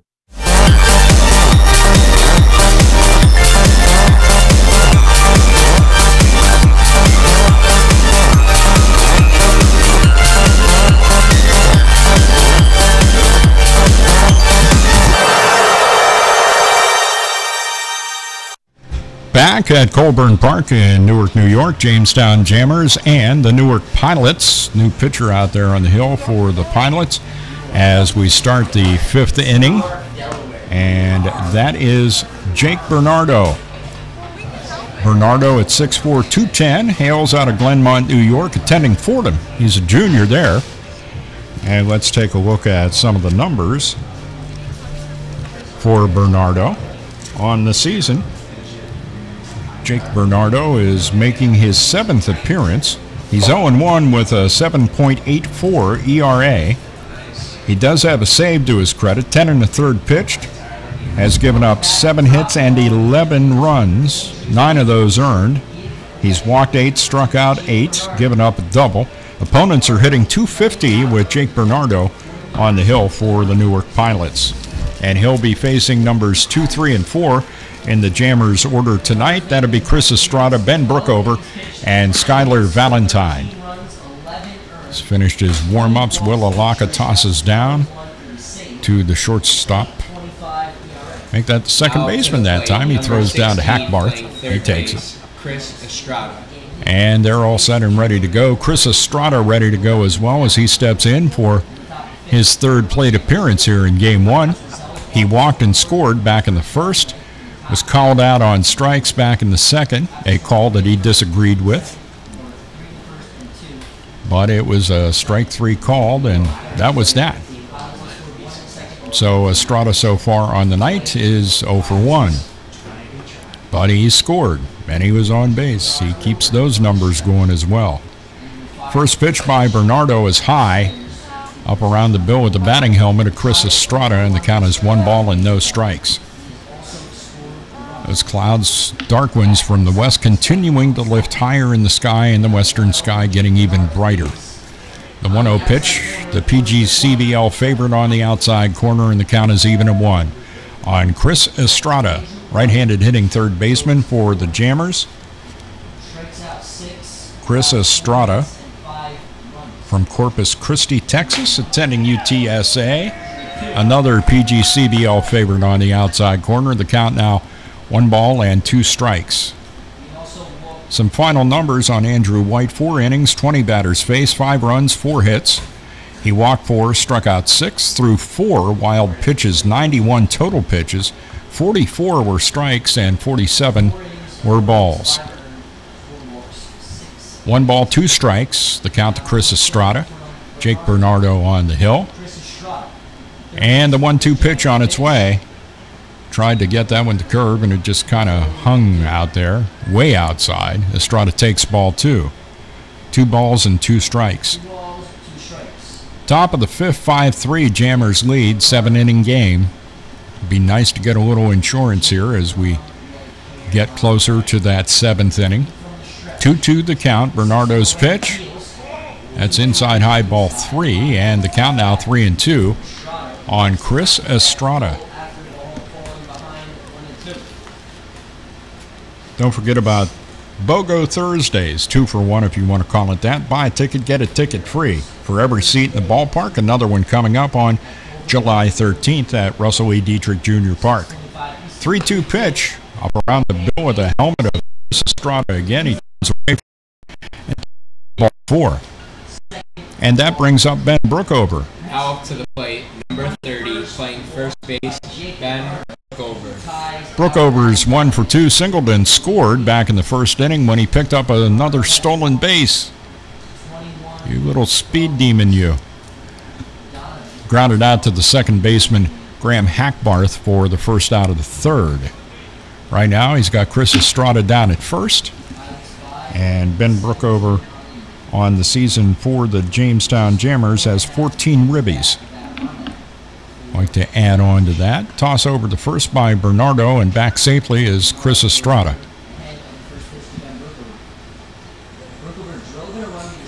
Chris has been picked off before, so try to keep an eye on that.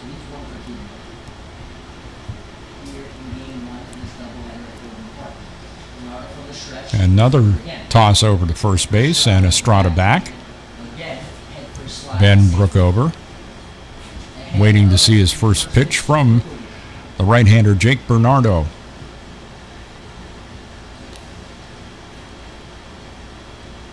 And here it comes. High chopper over the head of third baseman Hunter Wells into left field. Stopping at second base is Chris Estrada.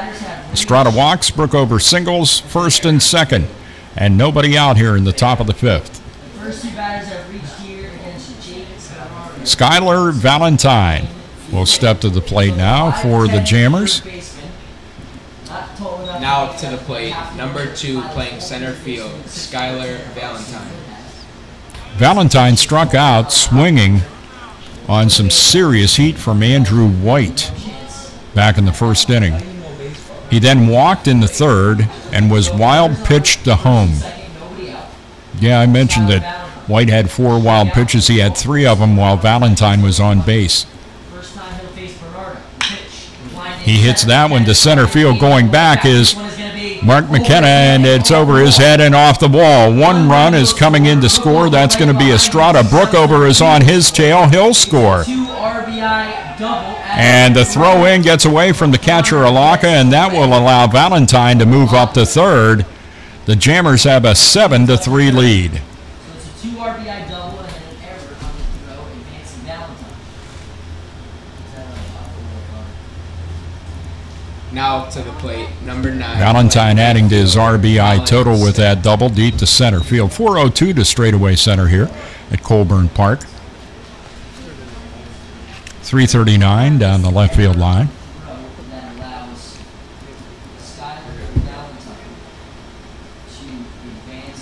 So Valentine's at third. An easy walk home for him. And at the plate, it's Colin Stack. First pitch to him, some heat from Jake Bernardo, and it misses, ball 1. 1 ball, no strikes. Stack at the plate for a third trip. He's 0 for 1. No, make that as he hit a sac fly to drive in a run back in the first, and then he walked in the third, so 0 for 0 so far, despite the 2 plate appearances. 2 balls, no strikes to count the Stack.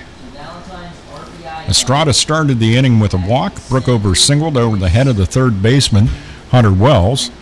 And then Valentine doubled both of those guys home and moved up to third on the throw into the plate in Will Alaka. An error charged on the throw in. Fouled back by Stack, and the count now 2-1 to the right-handed hitting right fielder of the Jammers, Colin Stack.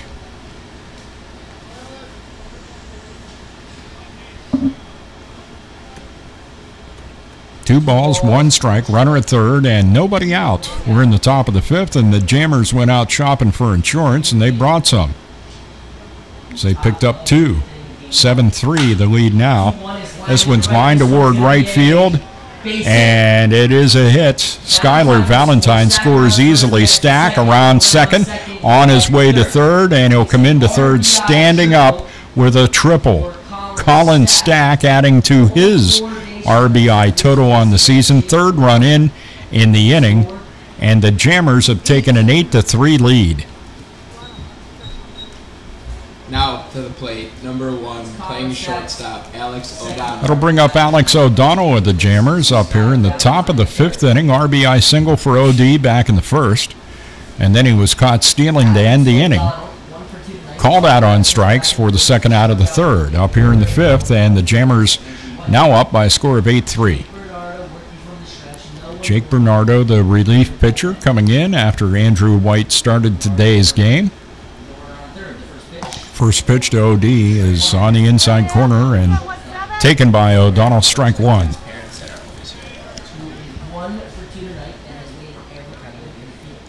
No balls, 1 strike. Stack at third with nobody out.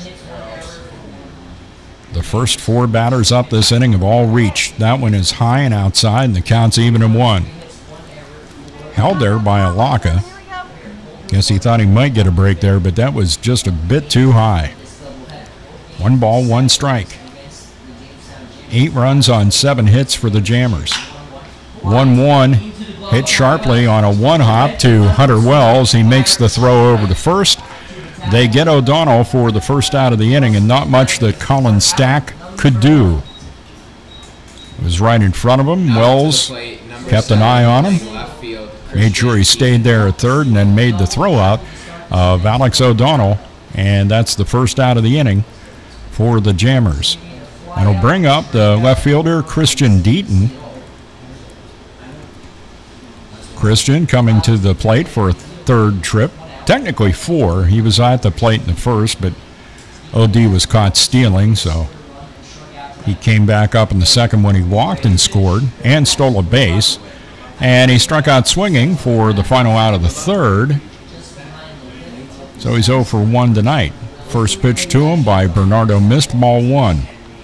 Infield in all the way around.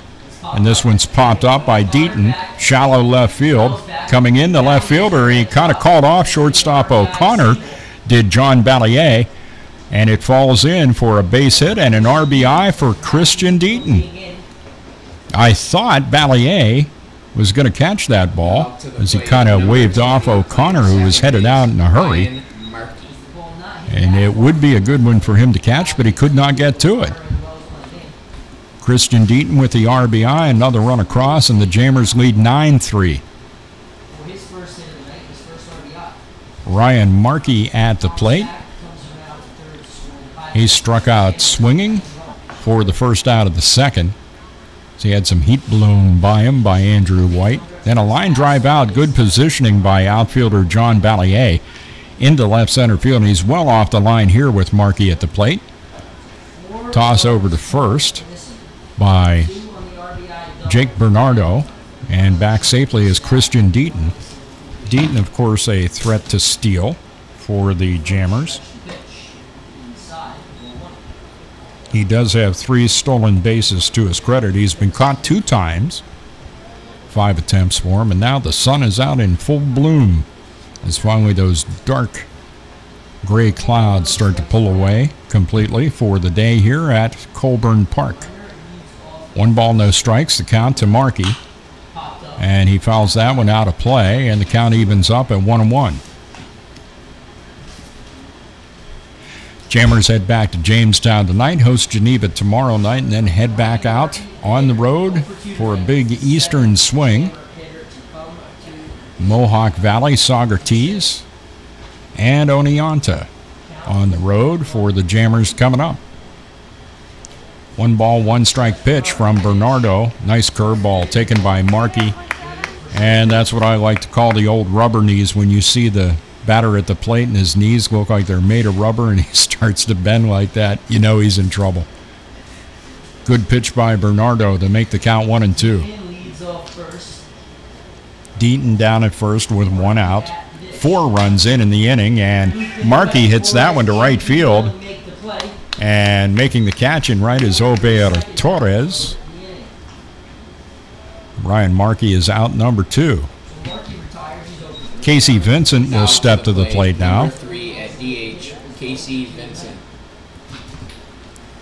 Casey Vincent doth protest the strikeout in the 4th inning. He said he foul-tipped it, and the home plate umpire would not have any part of that argument. He said, no, you swung and missed, and it popped out of the glove of Alaka. He tagged you, you're out. See you, bye. That was in the 4th inning when he was the 2nd out of the inning, and a line drive right at Michael O'Connor for the 2nd out of the 2nd, and the first pitch to Casey there is strike 1. 8th batter to come to the plate in the inning for the Jammers. They lead at 9-3, and the pitch to Casey Vincent's low, and the count evens at 1-1.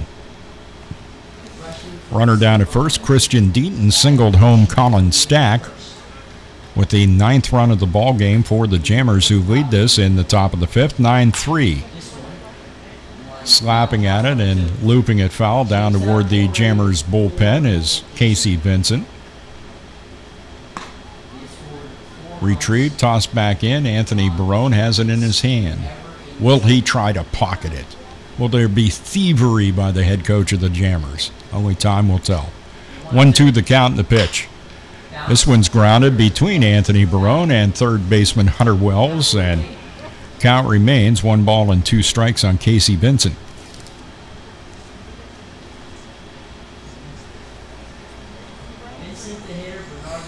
One ball, 2 strikes, 2 out.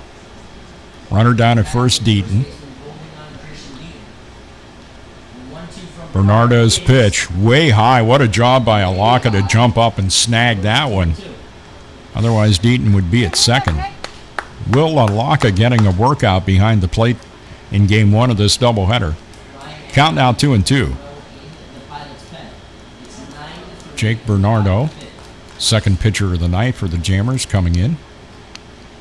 Or for the Pilots, that is. This one's hit high in the air to center field. Going back, center fielder Mark McKenna. He eventually flags it down there, fading away toward left center field. Casey Vincent flies out for the final out of the 5th inning. The Jammers do score 4 runs. They did so on 3 hits. No errors charged to the Pilots, and there was a runner left on base. The score at the end of 4.5, Jammers 9, Pilots 3. Back with more after this on the Jamestown Jammers Baseball Network. Chris, you're not acting like a grown-up in our relationship. Am too. There's your comic book collection, the race car bed. I'm young at heart, but I put money into my 401k every paycheck. I'm taking control over my financial life, and that feels pretty grown-up to me. Put away a few bucks, feel like $1 million. For free ideas and easy ways to save, go to feedthepig.org. That's feedthepig.org. Are those footy pajamas? This message brought to you by the American Institute of Certified Public Accountants and the Ad Council.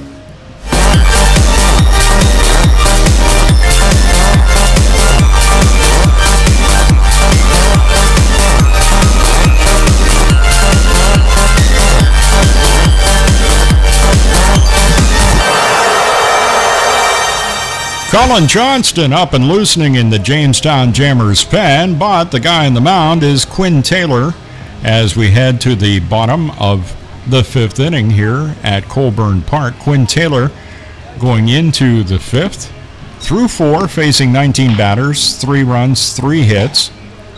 He's walked 3, struck out 2, thrown a wild pitch. 63 pitches so far for Quinn Taylor. He will face John Ballier, Will Alaka, and Pete Battaglia. Ballier steps to the plate. He's 0 for 2. Number 13, John Ballier.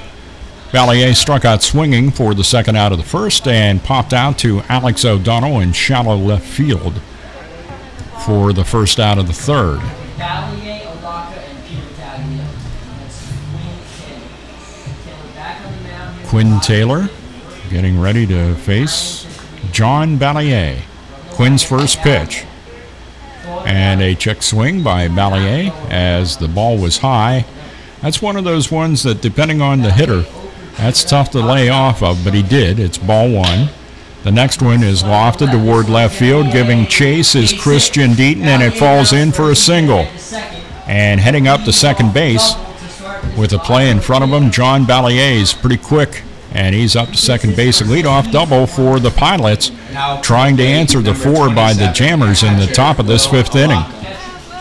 Catcher Will Alaka steps up. He is 0 for 1, grounded out to O'Donnell for the final out of the 1st, and then walked and scored in the 3rd.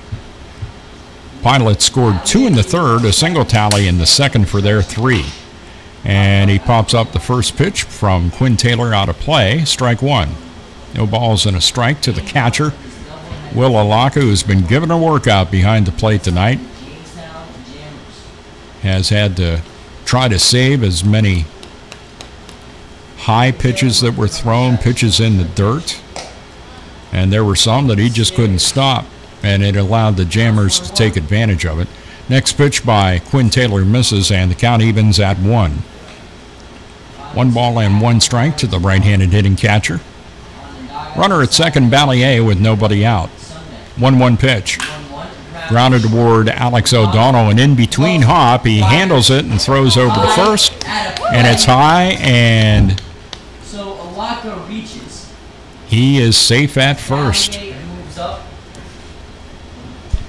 to third. Alaka gets second. And Alaka is allowed to move up to second as that pulled Brookover off. Peter Battaglia. The Pilots have the first 2 men on. So runners at second and third with nobody out. And Alex O'Donnell picking up his second error of the night. Tough start for OD at short. No chance for Ben Brookover. The tall first base. That'll bring up Pete Battaglia. Battaglia hit a triple back in the second inning and reached on an error to Alex O'Donnell after that.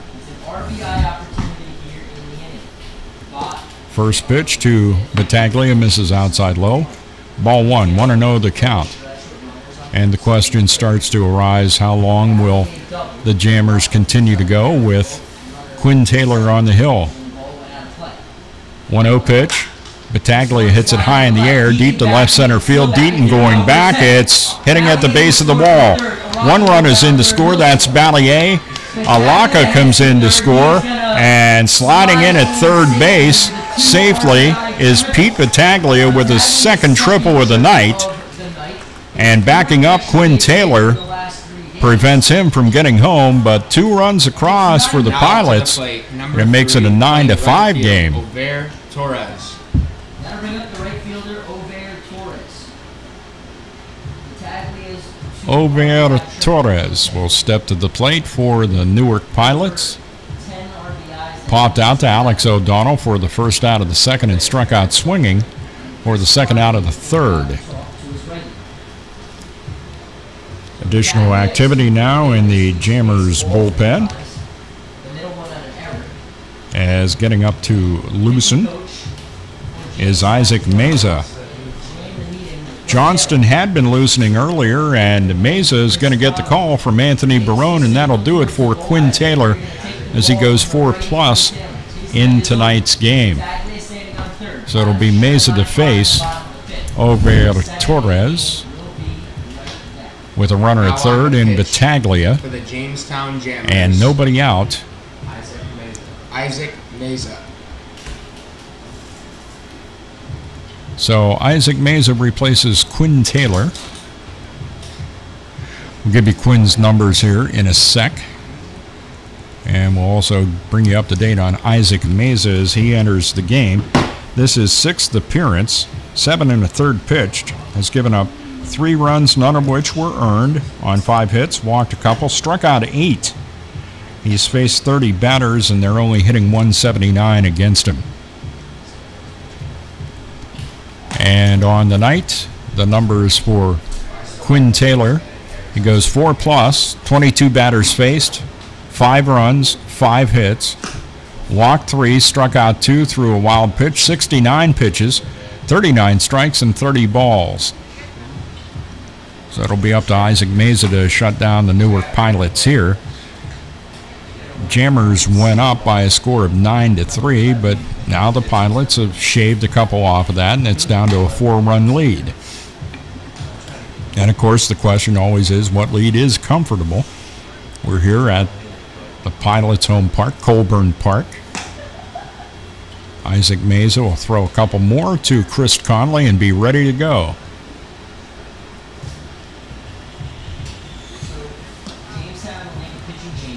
And one more as Isaac Meza finishes his warm-up pitches. And the first batter he will face is Ovair Torres, strikeout victim in his last at-bat. Torres from Elizabeth, New Jersey, Back up to the plate, attending number 3 Yavapai. in right field. He's a Ovair freshman there. Torres.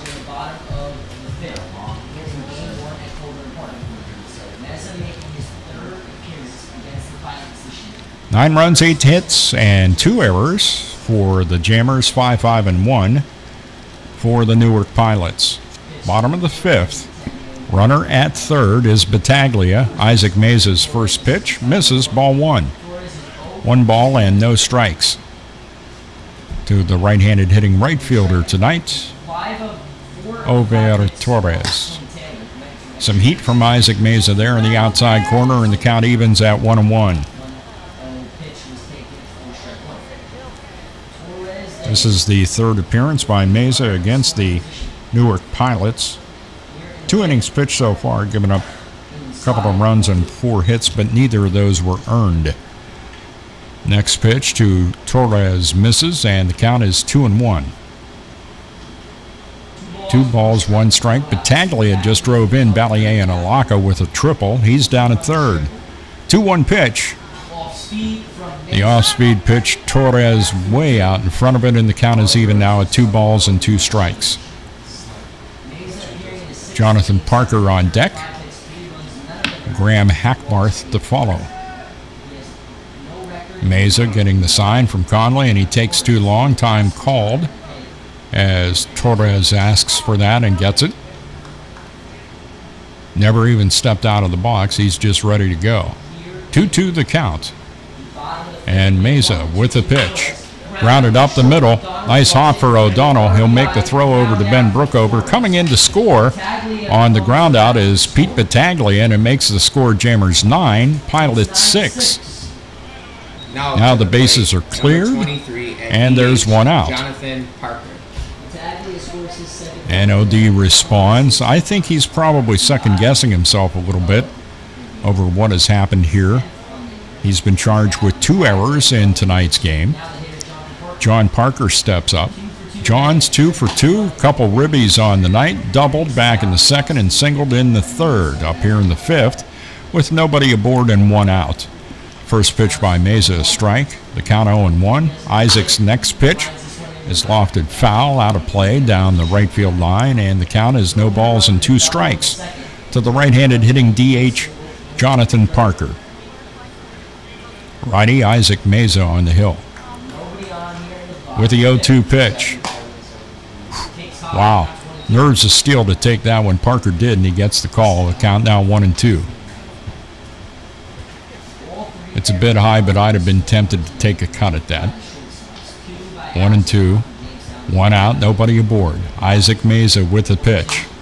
This one's popped up out of play. Count still 1-2 to Jonathan Parker.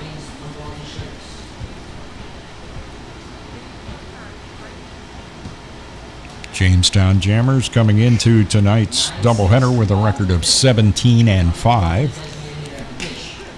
That pitch is swung on a miss, and Parker is a strikeout victim, and there are 2 away now. Out to the plate, number 16 at second base, Graham Hackbar.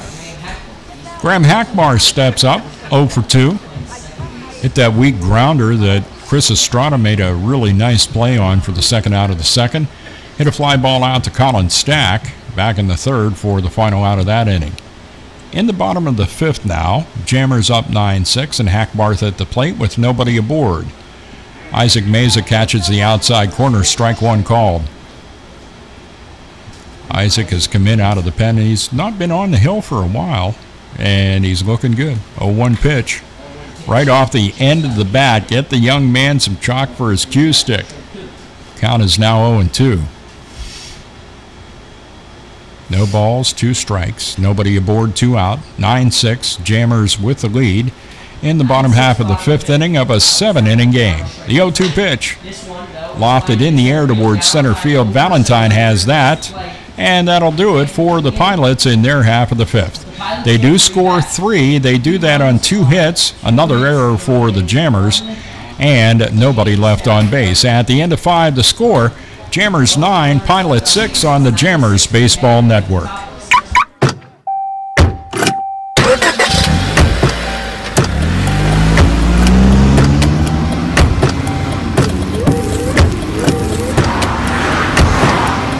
Driving has a rhythm all its own. Don't wreck it with a text. Before you get behind the wheel, silence your phone. Or better yet, designate a texter. For more text-free driving tips, visit StopTextStopWrecks.org. Brought to you by the Ad Council and the National Highway Traffic Safety Administration.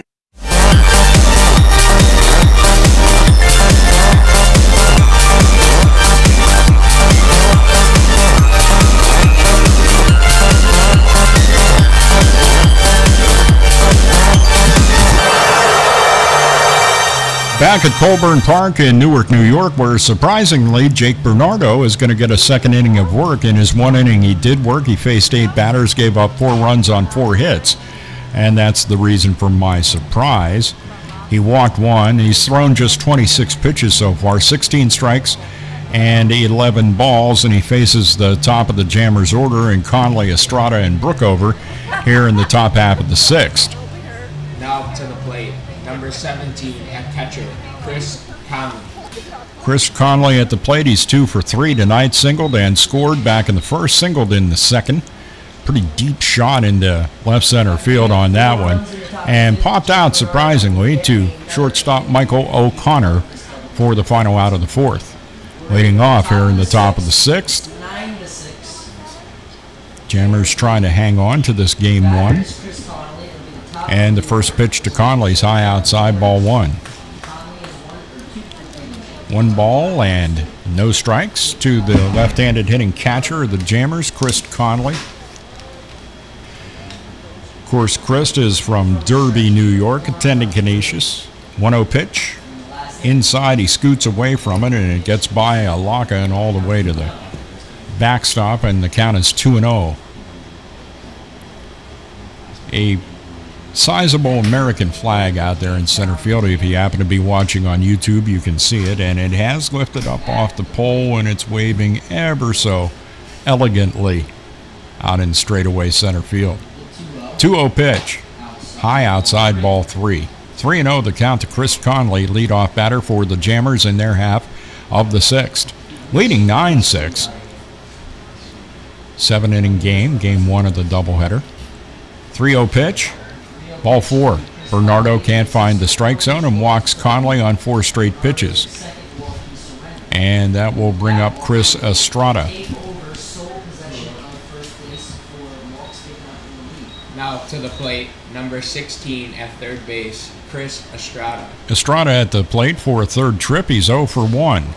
Walked a couple of times in the 1st and 5th and scored both of those times. Called out on strikes for the final out of the 2nd. Conley down at first.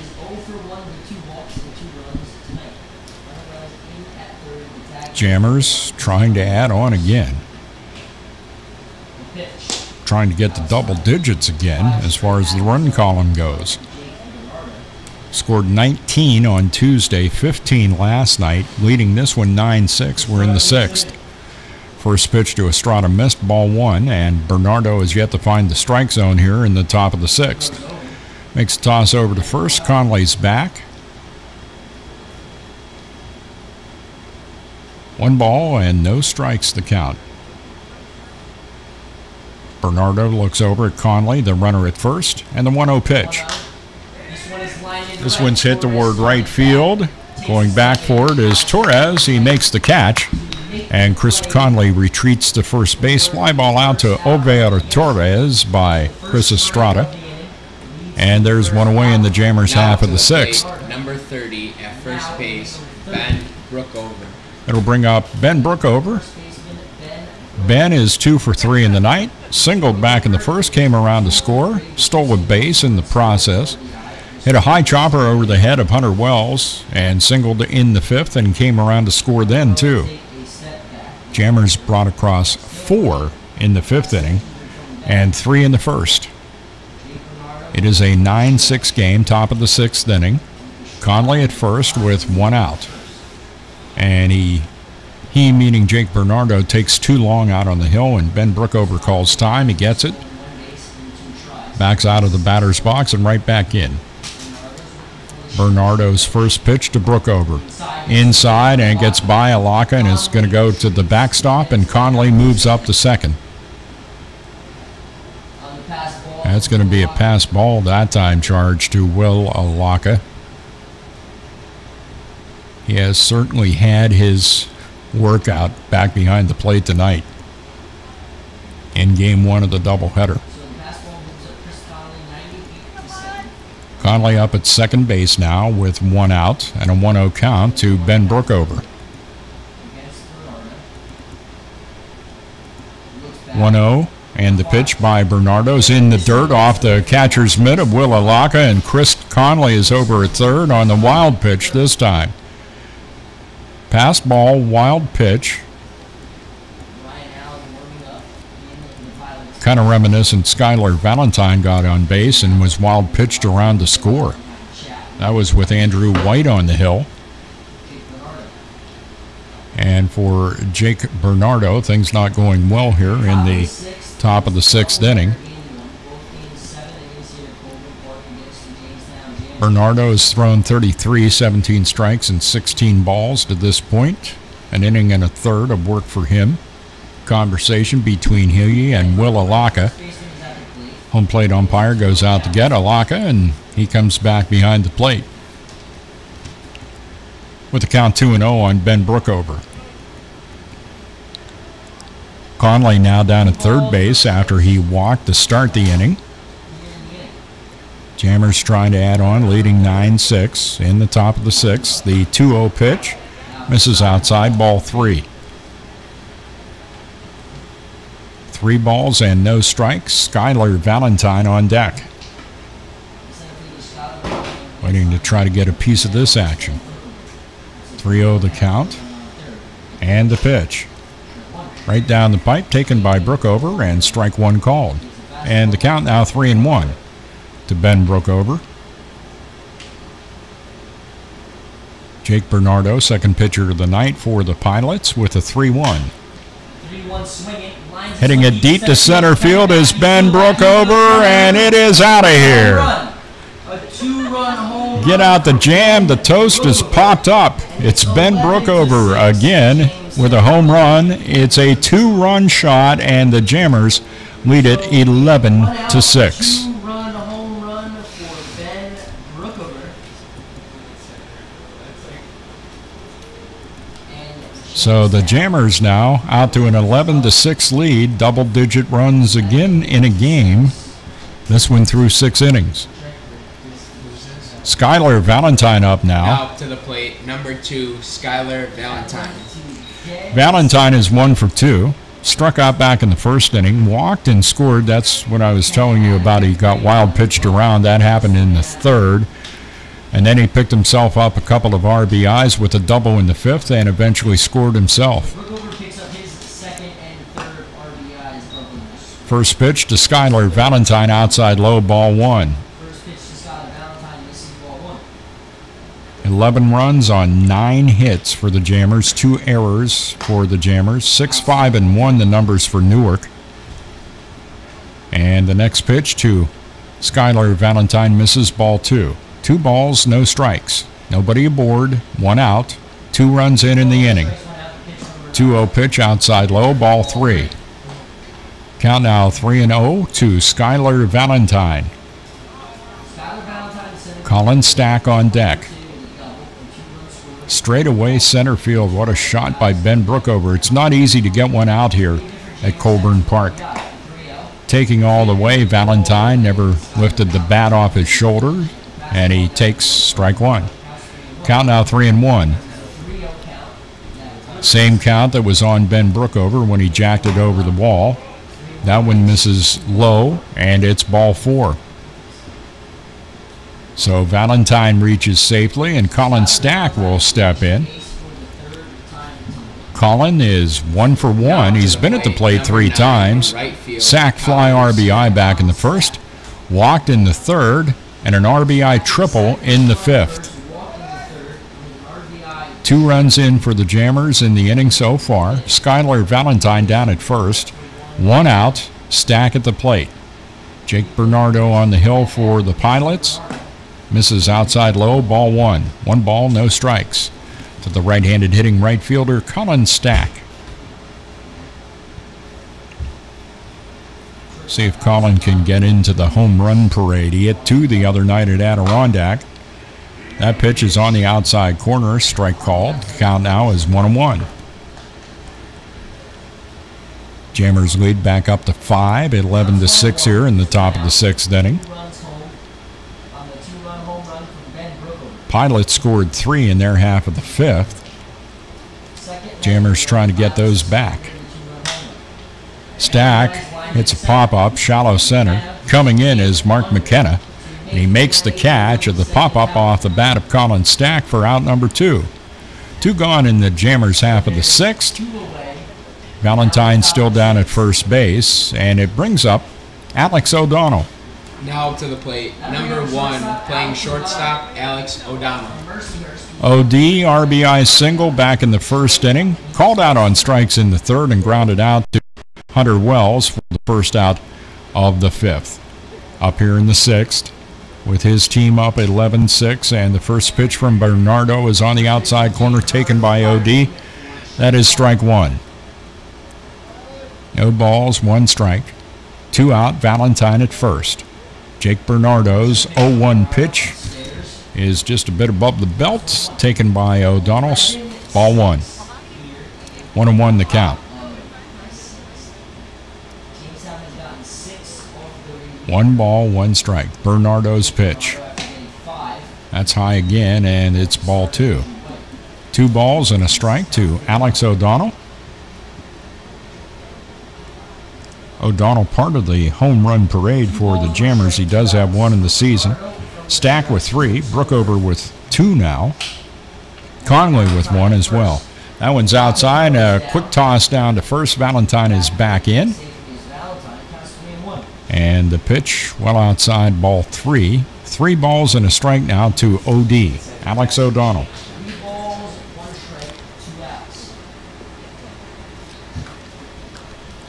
Jake Bernardo with a 3-1 pitch. It's fouled off down toward the Jammers bullpen, and it bounces off the facade of the Secor Lumber party deck, where Big Mike Ginther picks it up and tosses it back into Anthony Barone.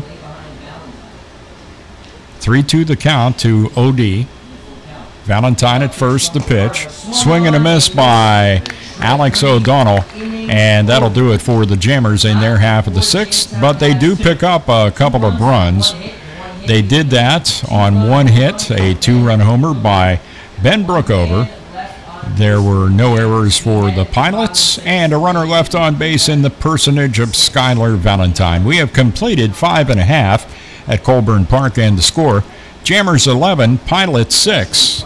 We'll be back with the Pilots half of the 6th after this on the Jammers Baseball Network.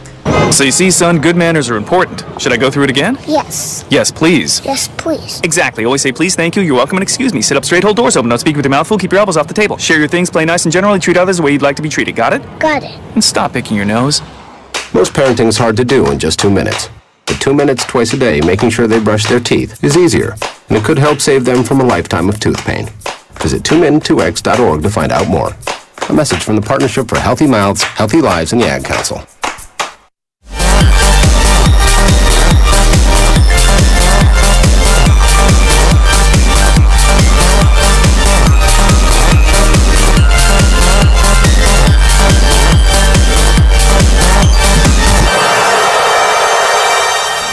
Bottom half of the 6th inning here at Colburn Park in Newark, New York, and due up for the Newark Pilots. It is 8-9-1. Michael O'Connor, Mark McKenna, and Hunter Wells up to face Isaac Meza in his 2nd inning of relief, as Quinn Taylor went 4+ tonight. Michael O'Connor will step in. The right-handed hitting shortstop is 0 for 1, walked back in the 2nd and hit a fly ball out down the right field line. Nice catch by Colin Stack for the first out of the 4th. They trail 11-6 after a 2. Jammers with a 5-run lead as we head to the bottom of the 6th, 7-inning game that is. And Meza cranks one right down the pipe. Strike 1 to Michael O'Connor.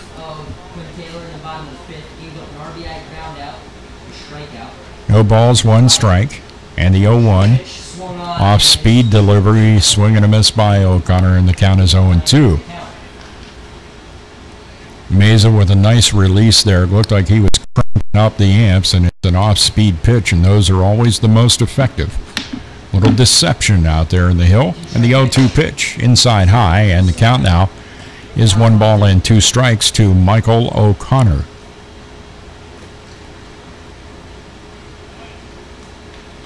One ball, 2 strikes, and the pitch. Swung on and caught a piece of it and fouled it back to the home plate netting, and the count remains 1-2 on Michael O'Connor, the shortstop for the Newark Pilots. Michael O'Connor, who hails from North Tonawanda, New York, attending Buffalo, and fouls off the next. Isaac Mesa pitch. The count now still at 1-2.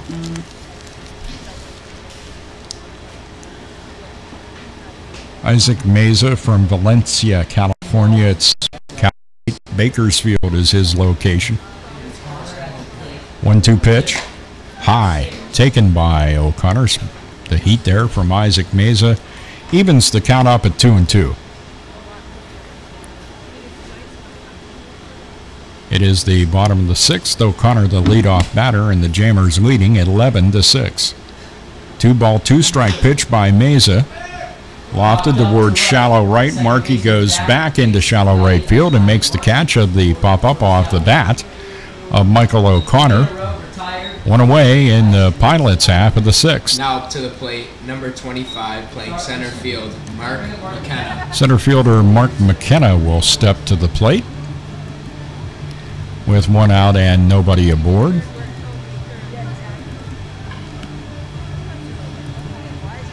McKenna on the early evening is 0 for 2. Fly ball out. The Christian Deaton flag down for the final out of the second. Grounded out to Ben Brookover for the second out of the fourth. Up here in the sixth with nobody aboard and one out. Mesa with a heat, misses high, ball one. 1 ball and no strikes to Mark McKenna, the center fielder. McKenna from Grand Island, New York, attending Canisius, and the next one misses as well, and it's a 2-ball, no-strike count to Mark McKenna. 5'11", 176. He's a sophomore at Canisius. You can have a Canisius class reunion here at between these two teams with the amount of guys from that school on both. Fouls off that Isaac Mesa pitch, and the count goes to 2 balls and 1 strike.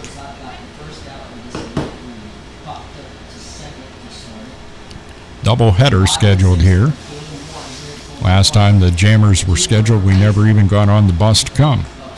It was rained out early in the day. The next pitch by Mesa misses for ball 3, and the count now 3-1. Isaac has been solid in his outings for Anthony Barone. Let's see if he comes back here in this at-bat to McKenna. And he does get one in there that McKenna fouls off. Counts full at 3-2.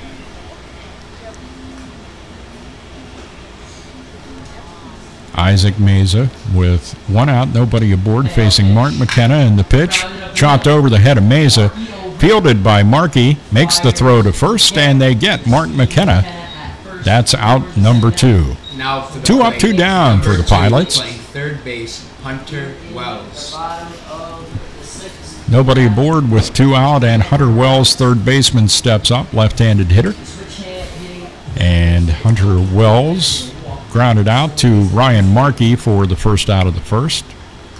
He also walked and scored in the third and grounded out to Alex O'Donnell for the final out of the fourth. Cuts and misses at the first Mesa pitch, strike 1.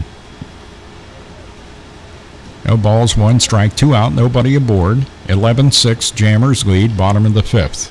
The 0-1, low, ball 1. Counts even now on Hunter Wells. 1 ball and 1 strike. Wells, attending Tyler Junior College in Texas, grounded down the first baseline, fielded by Brookover, and wins the race to the bag to get Hunter Wells.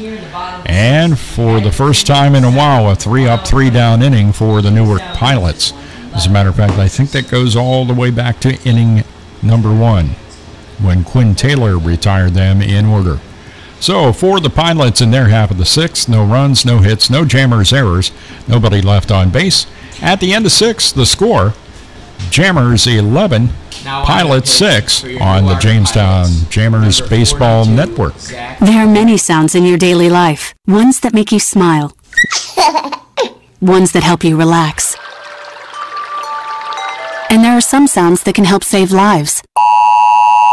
Wireless emergency alerts. Now on many mobile devices, use a unique sound and vibration to bring you critical information about emergencies in your area. With updates from local sources you know and trust, you can be in the know wherever you are. Learn more at ready.gov/alerts. Brought to you by FEMA and the Ad Council.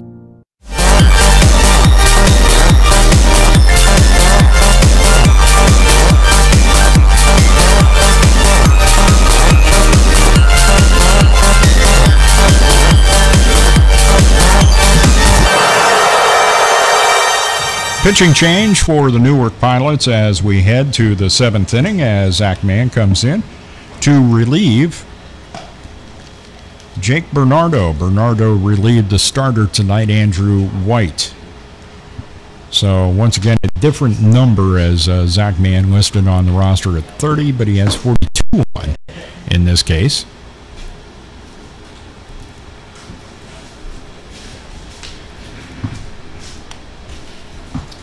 Now up to the plate, number 7, playing left field, Christian Deaton.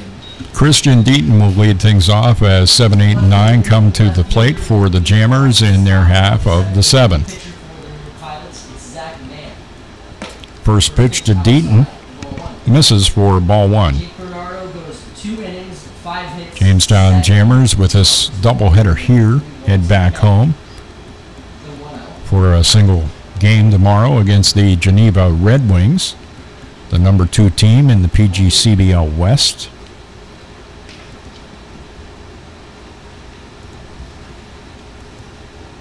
Next pitch to Deaton's fouled back to the home plate netting, and the count is now at 2 balls and 1 strike. Ryan Markey to follow, and then Casey Vincent. Zach Mann making his 11th appearance, a 5.60 ERA, and Deaton skies one into shallow right center field. Graham Hackbarth with a bit of an adventure gets back and makes the catch of the pop-up off the bat of Christian Deaton for the first out in the Jammers half of the 7th. Now up to the plate, number 20 at second base, Ryan Markey. That'll bring up second baseman Ryan Markey with nobody aboard and 1 out. Ryan at the plate for a 4th trip. So far, he is 0 for 3. Hits that one right up the middle into center field for a base hit, and he is now 1 for 4. First pitch he saw from Zach Mann, he laced into center field, and Casey Vincent will step up. Now up to the plate, number 3 at DH, Casey Vincent. Vincent, the left-handed hitting DH, is 0 for 3 in the afternoon and early evening. Line drive out to the shortstop O'Connor, second out of the 2nd. Swinging strike 3 for the 2nd out of the 4th, and a fly ball out to center fielder Mark McKenna for the final out of the 5th. Up here in the 7th, the first pitch to him missed, ball 1, 1-0 the count. Has a runner down at first base in Markey. Jammers up by 5, 11-6. And the 1-0 pitch. That one misses high, I'd have to say, and the count now 2-0 to Casey Vincent. Chris Conley still has the shin guards on. Just a portion of the tools of ignorance. That pitch is in there, taken by Vincent, and the count now 2 balls and 1 strike. Christian Deaton with the pop-up for the first out of the inning, and then Markey with a single up the middle. Vincent swings and pops that one up and out of play. Count is now even at 2 on Casey Vincent.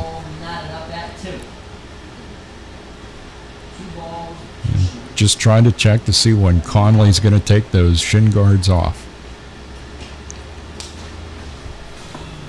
I don't expect Vincent to ground into a double play.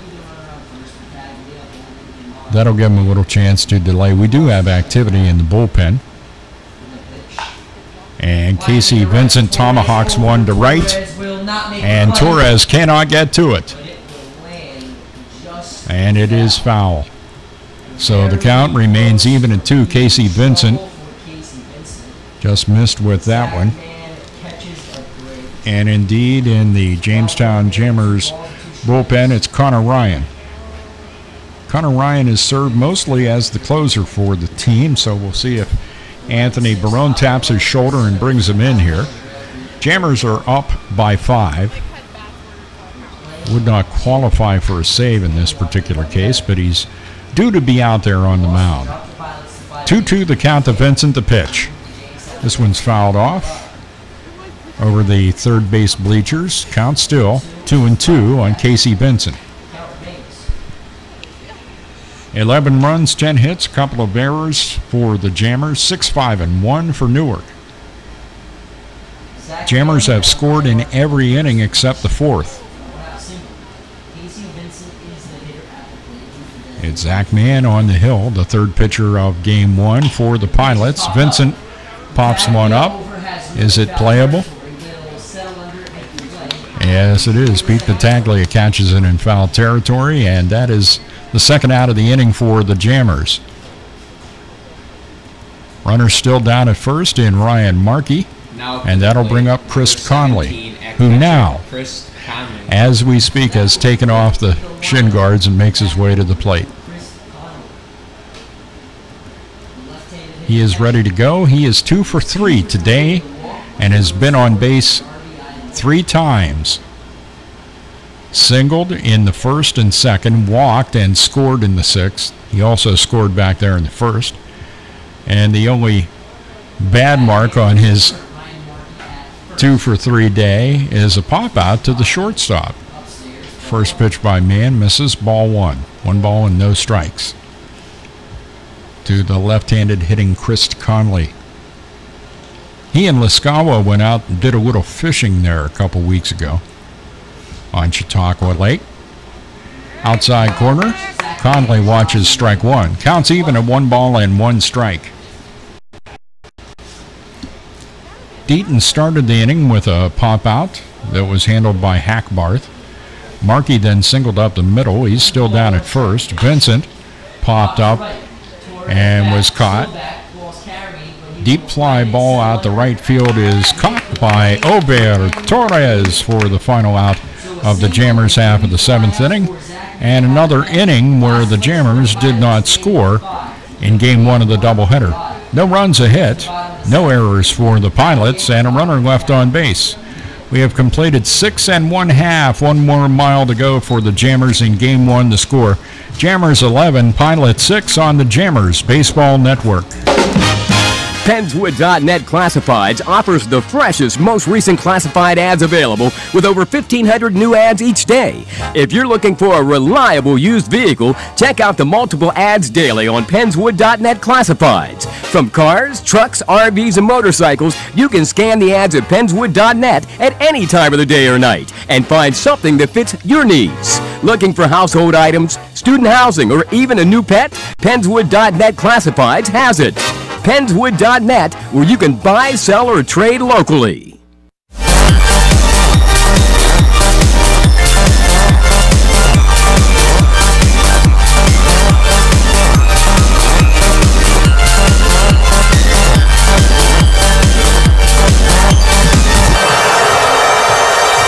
Back at Colburn Park in Newark, New York, where the Jammers hold a 5-run lead over the Newark Pilots, 11-6 as we head to the bottom of the 7th, and Connor Ryan makes his way in from the bullpen to face for the Pilots in their half of the 7th. The numbers 2, 3, and 4 hitters: Ballier, Alaka, and Battaglia. Another 7-inning game to follow this. Normally they take a half hour between the two. And our profile for game 2 is the head coach of the Jammers, Anthony Barone. And you'll get Baroned out by the time it's all over, because then we'll talk to the head coach right before game 2 of this doubleheader. Nice outing for sure for Isaac Meza, as he has looked nothing but tremendous when he comes in out of the bullpen. So is this guy, Connor Ryan. Give you the final totals for Isaac here, as he goes 2 innings coming in relief of Quinn Taylor.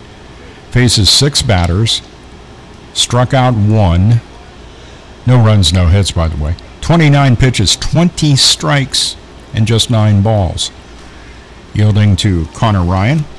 Last time out, Connor kind of pitched himself into a jam, but pitched himself out of it. So we'll see what he does this time around. Connor Ryan on the season, 2-0 with a 1.69 ERA. 10 2/3 innings. He's given up 5 hits, a couple of runs, both earned. Now Walked 5 and struck out 12. In left field, John Ballier. Opponents averaging 147 with Connor Ryan on the hill. Chris Conley goes out and has a chat with him. And if anyone was hoping for a rapid end to the ball game with Connor Ryan on the hill, you're not going to get it. Connor takes his time out there in the hill. You'll probably have a couple of these batters call time because he takes too long. Connor Ryan comes equipped with his own rosin bag that he brings in out of the pen, and he tosses that behind him on the hill and gets ready to face John Ballier. Connor's first pitch is hit in the air toward right field. Stack goes back and is able to make the catch. Ballier flies out to Colin Stack, and there's one away. One out, nobody aboard, and that'll bring up Will Alaka. Alaka has been on base a couple of times. He grounded out to O'Donnell for the final out of the first, then walked and scored in the third, and reached on an error to O'Donnell in the fifth, and eventually came around to score. One out, nobody aboard. Connor Ryan comes with some heat. It's taken by Alaka. It's on the outside corner, and it's strike one. No balls and 1 strike. Ryan goes to that rosin bag, drops it down, gets a sign from Conley, and the 0-1 pitch. That one's high, and the count's even at 1 on Will Alaka. Jammers with 3 in the top of the first, single tallies in the second and third. No runs in the fourth, 4 in the fifth, 2 in the sixth. You add that all up and you come up with 11 runs, 10 hits to go with that. A couple of Jammers errors. Newark with a single tally in the second, 2 in the third, and 2, make that 3 in the fifth. You add that up, it comes up to 6. I was trying to do some of that new math that they got going on there. 1 and 2 is 3, and 3 is 6. 11-6 Jammers lead. 2 balls and a strike to Alaka. Fouled back over the backstop, and the count evens up at 2-2. Alaka is 0 for 2 tonight with 2 runs scored for walk errors. 2 balls, 2 strikes, 1 out, and nobody aboard. Alaka probably ready for this game to end. He's had to do a lot of work behind the plate here. Hits that one really hard, but it's foul. Nice field down there by Matt Cross. Down in the pen. He's all over the place. Came in and warmed up when Conley was out there on the bases a couple of times. 2-2 the count. And Connor Ryan's break-even pitch. Lofted foul out of play down the first base line. Count still 2-2.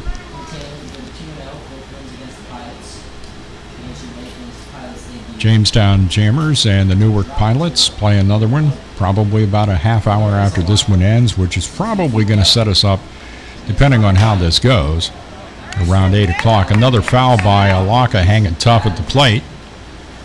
Still 2-2. And the bat boy brings out some balls for the home plate umpire, who promptly drops one of them in the dirt. Picks it up, and we're all set and ready to go. 2-2 the count. Righty Connor Ryan with a 2-2 pitch in the dirt. Conley with a good stop. 3 balls, 2 strikes. You like to see that with a catcher, even though nobody's on base, they're still out there working and making sure they block those. 3-2 pitch. And it hit Will Alaka. So he ends up getting on board for the 3rd time tonight.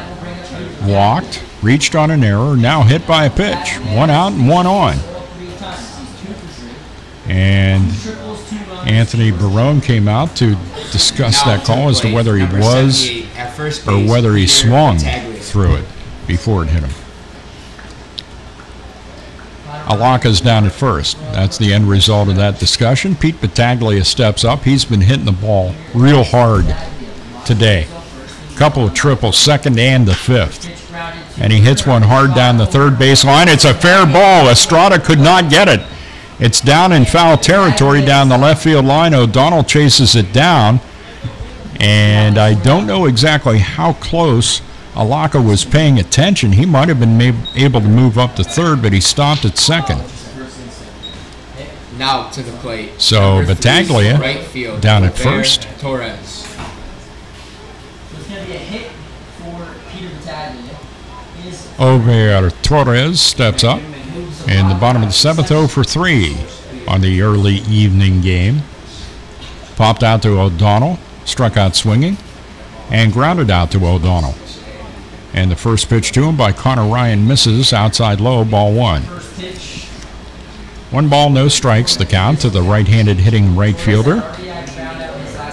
Runner down at second base is Will Alaka. Down at first, Pete Battaglia. 1-0 the count. Ryan's pitch comes with some heat on the outside corner. And the count evens up at 1-1.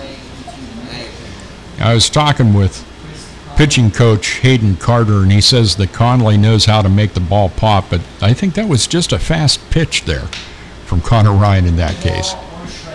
1-1 the count. With 1 out, the pitch. Swing and a miss by Torres, and the count now 1-2.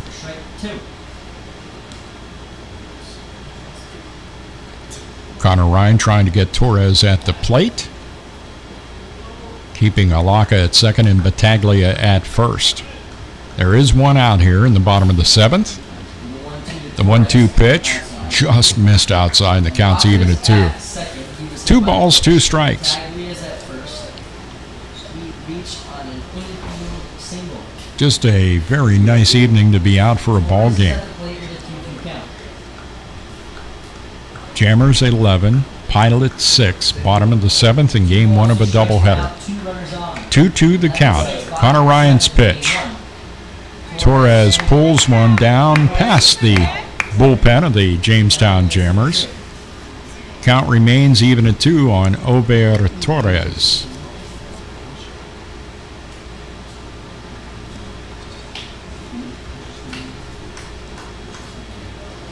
Trying to figure out if these little bugs are gnats or if they're tiny mosquitoes.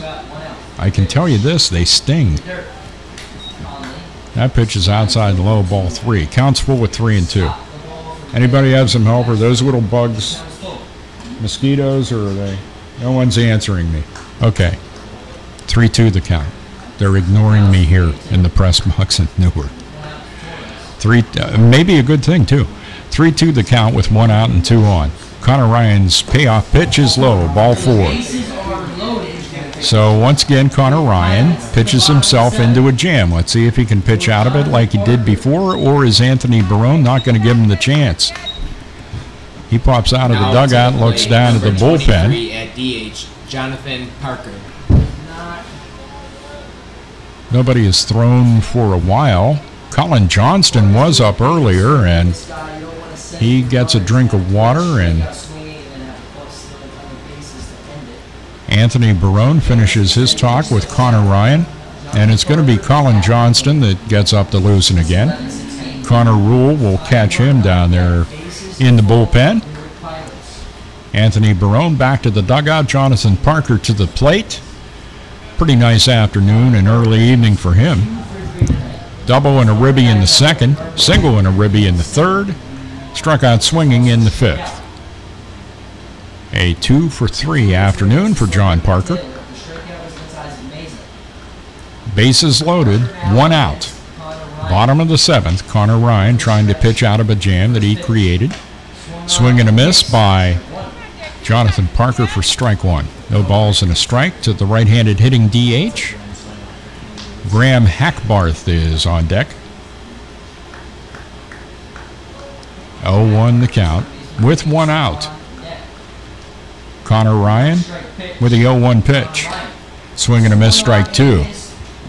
So Connor Ryan is decided with heat.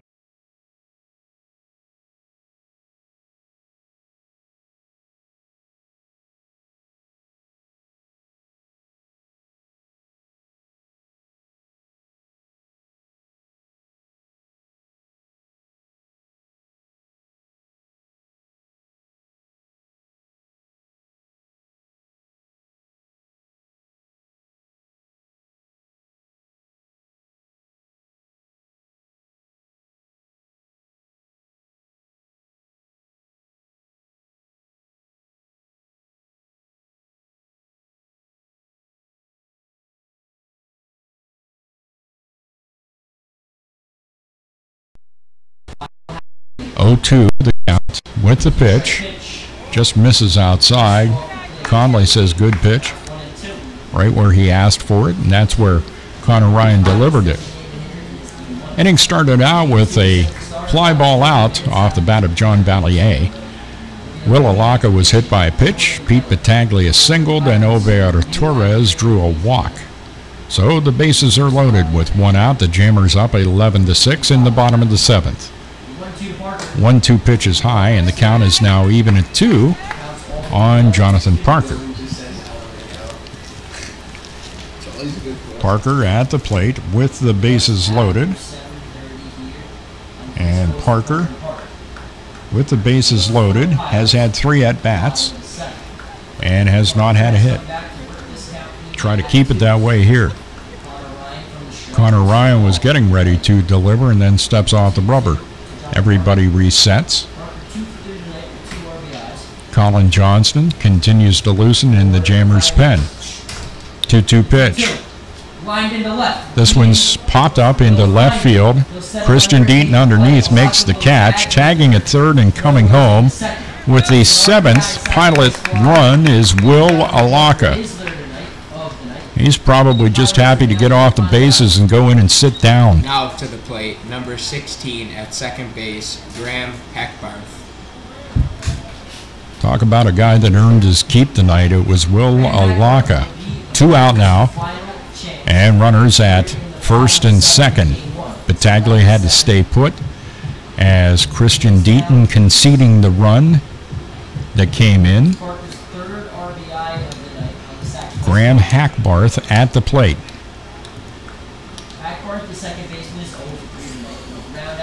2 out, 2 on. Jammers up 11-7. Connor Ryan's first pitch. He thought about checking his swing. Did Graham Hackbarth, and he could not. He goes through, and that is strike 1. 2 outs, runners on first and second. No balls and 1 strike. 0-1, and Connor Ryan ready with the pitch. Off speed goes.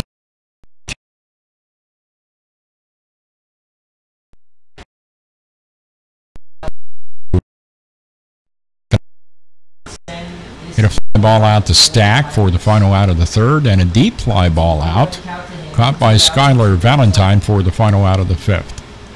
1-1 the count here in the pitch. Swing and a miss, and that is strike 2. Connor Ryan is 1 strike away from only giving up 1 here in the bottom of the 7th. As I say, kind of pitched himself into that jam. Hit Will Alaka. Battaglia singled a good shot down the third baseline, but then walked Torres to load him up. The 1-2 pitch taken by Hackbarth to even things up at 2-2. Parker sac fly driving in Alaka. And right now Hackbarth that is at the plate with 2 out and runners at first and second. 2-2 pitch. Fouled back by Hackbarth, and the count remains even at 2. See if Connor Ryan at some point during this at-bat with Hackbarth decides to go with the heat. It's been somewhat effective for him here in the bottom of the 7th. Got a couple of called strikes. 2-2 the count. And Connor's pitch. Outside low, ball 3. outside downstairs. So even though the Pilots are down to their final strike, Graham Hackbarth hanging tough, 2 strikes, 2 outs. taking ball 3 from Connor Ryan. Torres will be going. Anthony Barone On the payoff pitch to Hackbarth. is out of the dugout and may go out and lift Ryan depending on what happens here. Another foul back. So the count remains full with 3-2. Hackbarth making this a lengthy at-bat. Ball boy comes out with a couple of balls for the home plate ump. 2 out, 2 on, 3-2 the count. Jammers ahead by 4, 11-7. Hackbarth at the plate. Connor Ryan on the hill with a pitch. This one's fouled off. Nope, it's actually uncatchable by Ben Brookover down the right field line. So the count remains full at 3-2.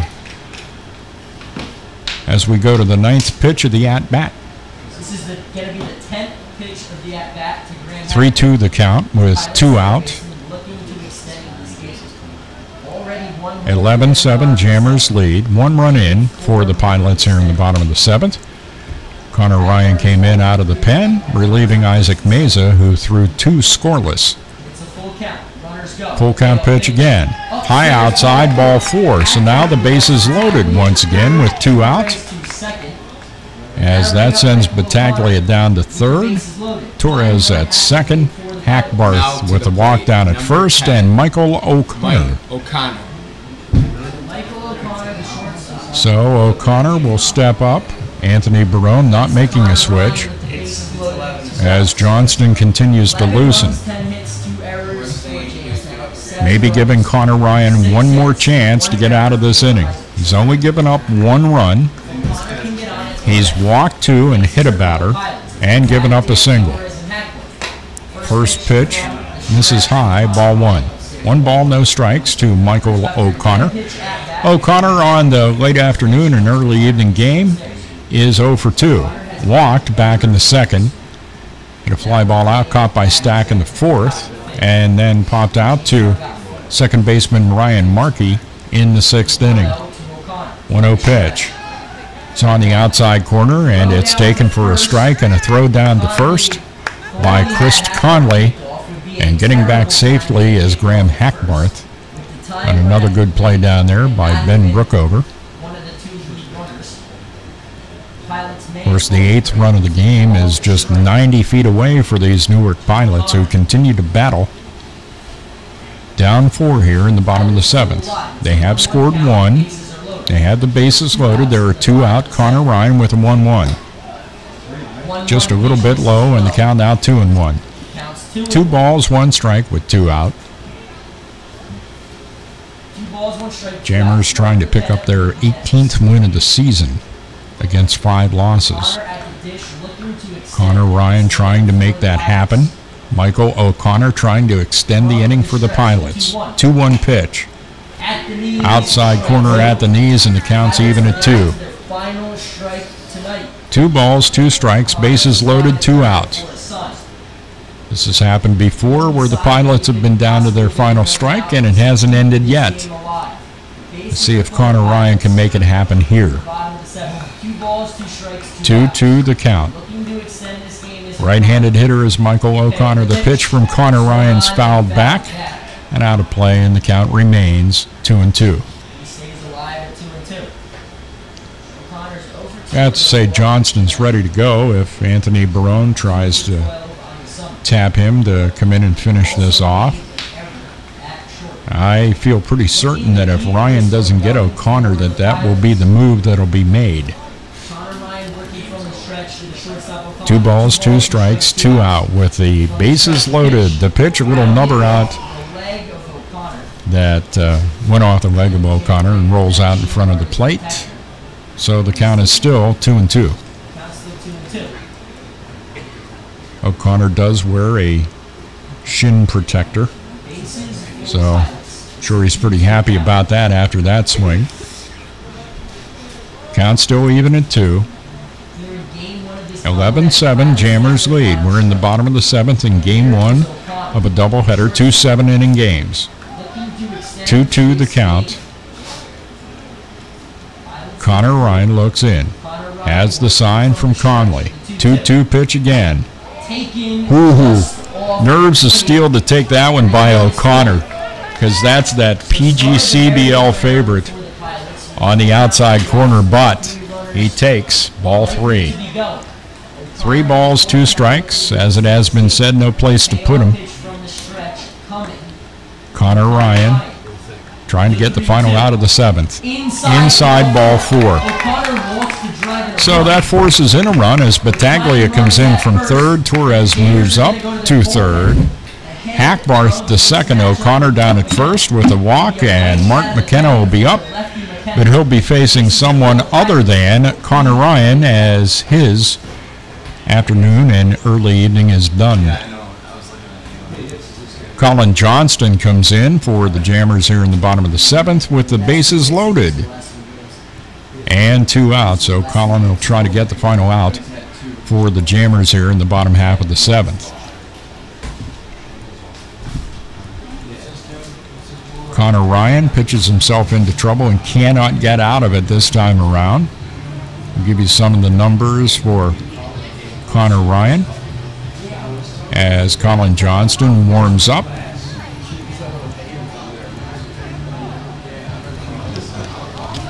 Johnston coming into this appearance against the Newark Pilots. A 1-0 record. This is 11th game. He does have a save. He's thrown 14 2/3, given up 14 hits but no runs. He's walked 4 and struck out 9. Opponents averaging 250 with Colin Johnston on the hill. So the look at the final numbers for Jamestown Jammers reliever Connor Ryan.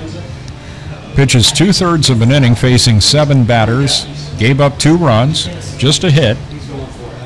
He's walked 3.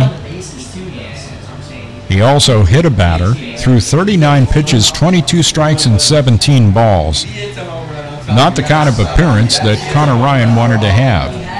And it's up to Colin Johnston facing the 8th batter to the plate in the inning, and that's going to be center fielder Mark McKenna. McKenna's 0 for 3 on the late afternoon, early evening. Fly ball out to Christian Deaton for the final out of the 2nd. Grounded out to first baseman Ben Brookover, 2nd out of the 4th. And grounded out to Ryan Markey for the 2nd out of the 6th. It is the 7th inning. 2 runs have come across for the Pilots to make it an 11-8 game. And Mark McKenna will meet with his head coach down the third base line before he takes this at-bat. Torres at third, Hackbarth at second, O'Connor now down at first with 2 outs. In center field, Mark McKenna. Center fielder McKenna steps up. McKenna looking to extend this game. Has a conversation with his Canisius College. It's a 3-run pad, and now Johnston can come in, get an out, and get a save. The tying run O'Connor is on first.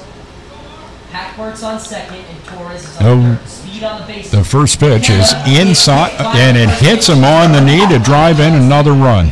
So that will walk in a run. So McKenna hit by a pitch. Colin Johnston with a little wildness right out of the pen. Torres comes in. It's now 11-9. And it's 11-9. Now to the Hackbarth goes to third. O'Connor to second. Wells. McKenna down to first. Third baseman Hunter Wells steps in now. Bases still loaded in the bottom half of the 7th inning. 3 runs across for the Pilots to get within 2. Ground ball in the hole, cut off by O'Donnell, throws and gets Hunter Wells for the final out of the first game of the doubleheader, and the Jammers hang on to win this one by a score of 11-9. And as it was getting to the point where you wondered if it was ever going to end, Wells, the 9th batter at the plate in the inning that Connor Ryan started and Colin Johnston finished. And after Alex O'Donnell had some trouble with throwing the ball earlier in the game, a strong throw over there to get Hunter Wells to bring this one to an end.